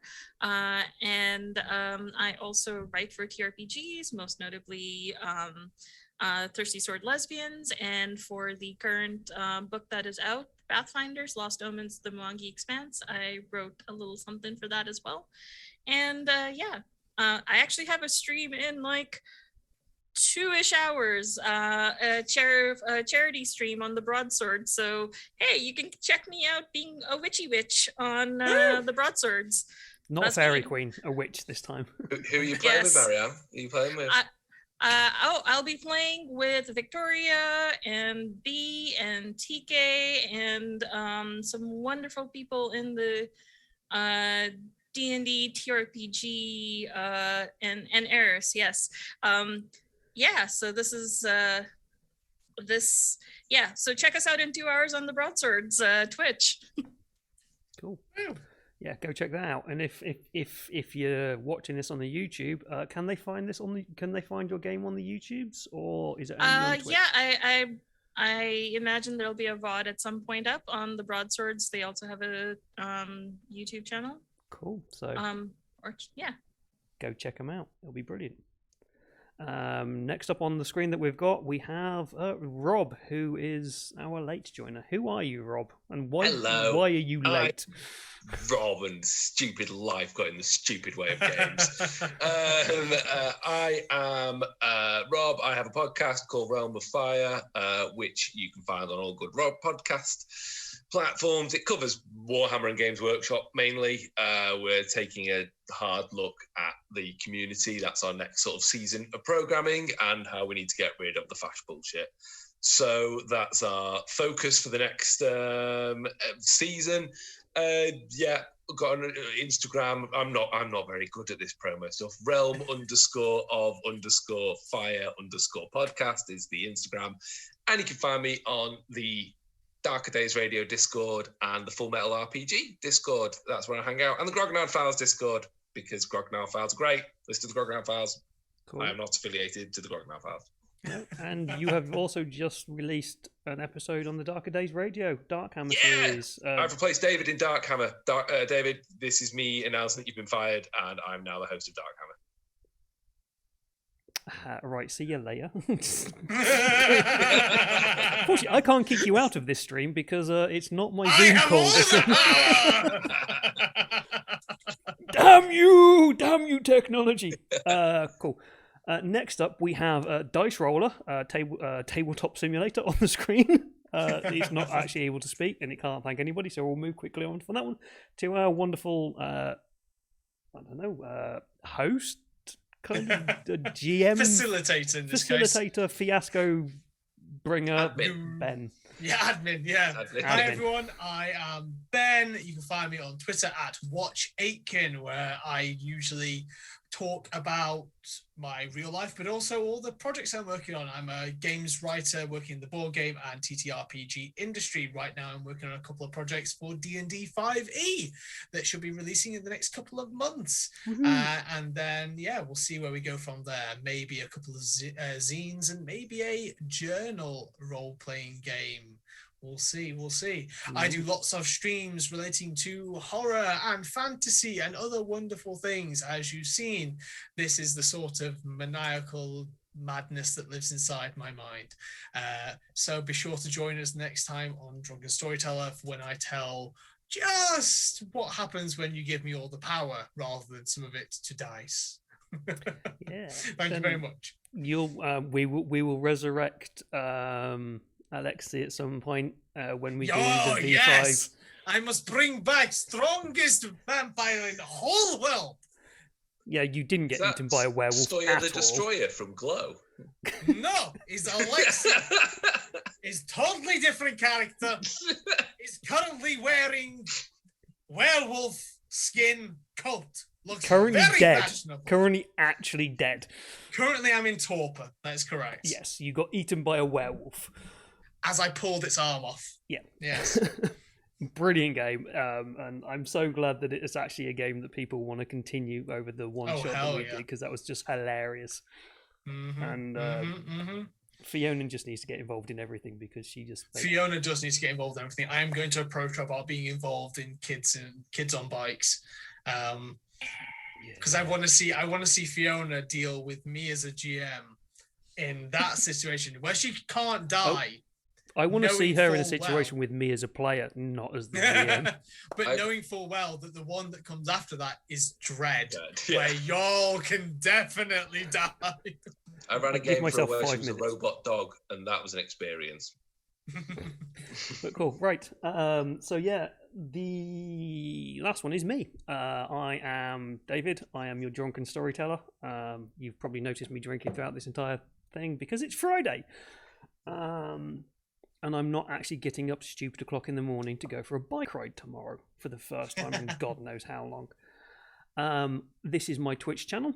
We run mainly, I want to say horror themed RPGs, but there's a horror theme behind them, but they're mostly comedy.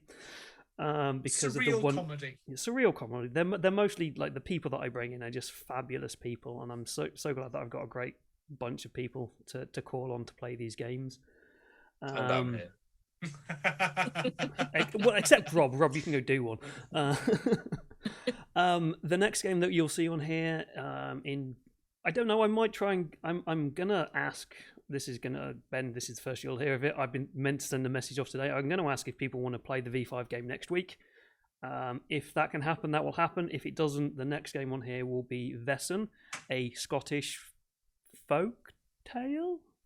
Is what it's called. With some very big folklorist names. Yeah, and I've basically got 3 of the biggest folklore podcasts out there in the UK to come in and play in this game. So I have Icy Sedgwick from Fabulous Folklore with Icy Sedgwick.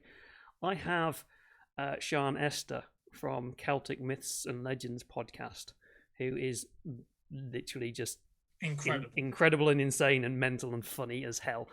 And it's lovely to learn about my heritage from someone like that. I've got to say, just absolutely love it. She is absolutely phenomenal and one of the nicest people you'll ever meet. And then I also have James Shakeshaft from the Lawmen Pod, the stand-up comic from Edinburgh Festival and other places, a well-known stand-up comic on the show as well.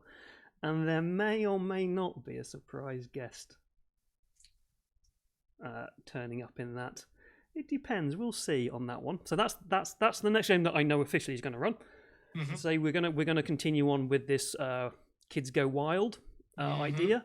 It won't be Fiasco. It'll be Kids on Bikes next time. We have V5 continuing at some point, our dystopian future game weirdness that is happening. And I have I know I'll be doing an Alien game, an Alien mini campaign soon with some other people. But I need a little bit more confirmation on things from that. And I will be doing a cult one shot at some point as well, based on my Royal Gothic talk at Royal Gothic Cults, which was really, really cool. Other than that, yeah, you can find me over on Darker Days Radio Discord and Gehenna Gaming Discord occasionally. Go listen to my folklore. Go listen to my folklore podcast where I just basically drink and talk shit about folklore. I just spent an hour and a half a couple of days ago recording another episode on the Mabinogion, and that went really badly. It was all about squishing heads. Crush your head. Other than that, I think that's all I've got to say. Yeah, so I want to thank Mariam, Rob, and Ben again for this. Was very much a very quickly pulled together game. I had 2 days. Yeah, so quickly pulled together, and such a fantastic game with such brilliant players. So thank you very much for coming and getting on with this. And I know, Mariam, you have to disappear, so I'm going to end it here. Yeah. And we shall see you all on the next game. Bye. Bye.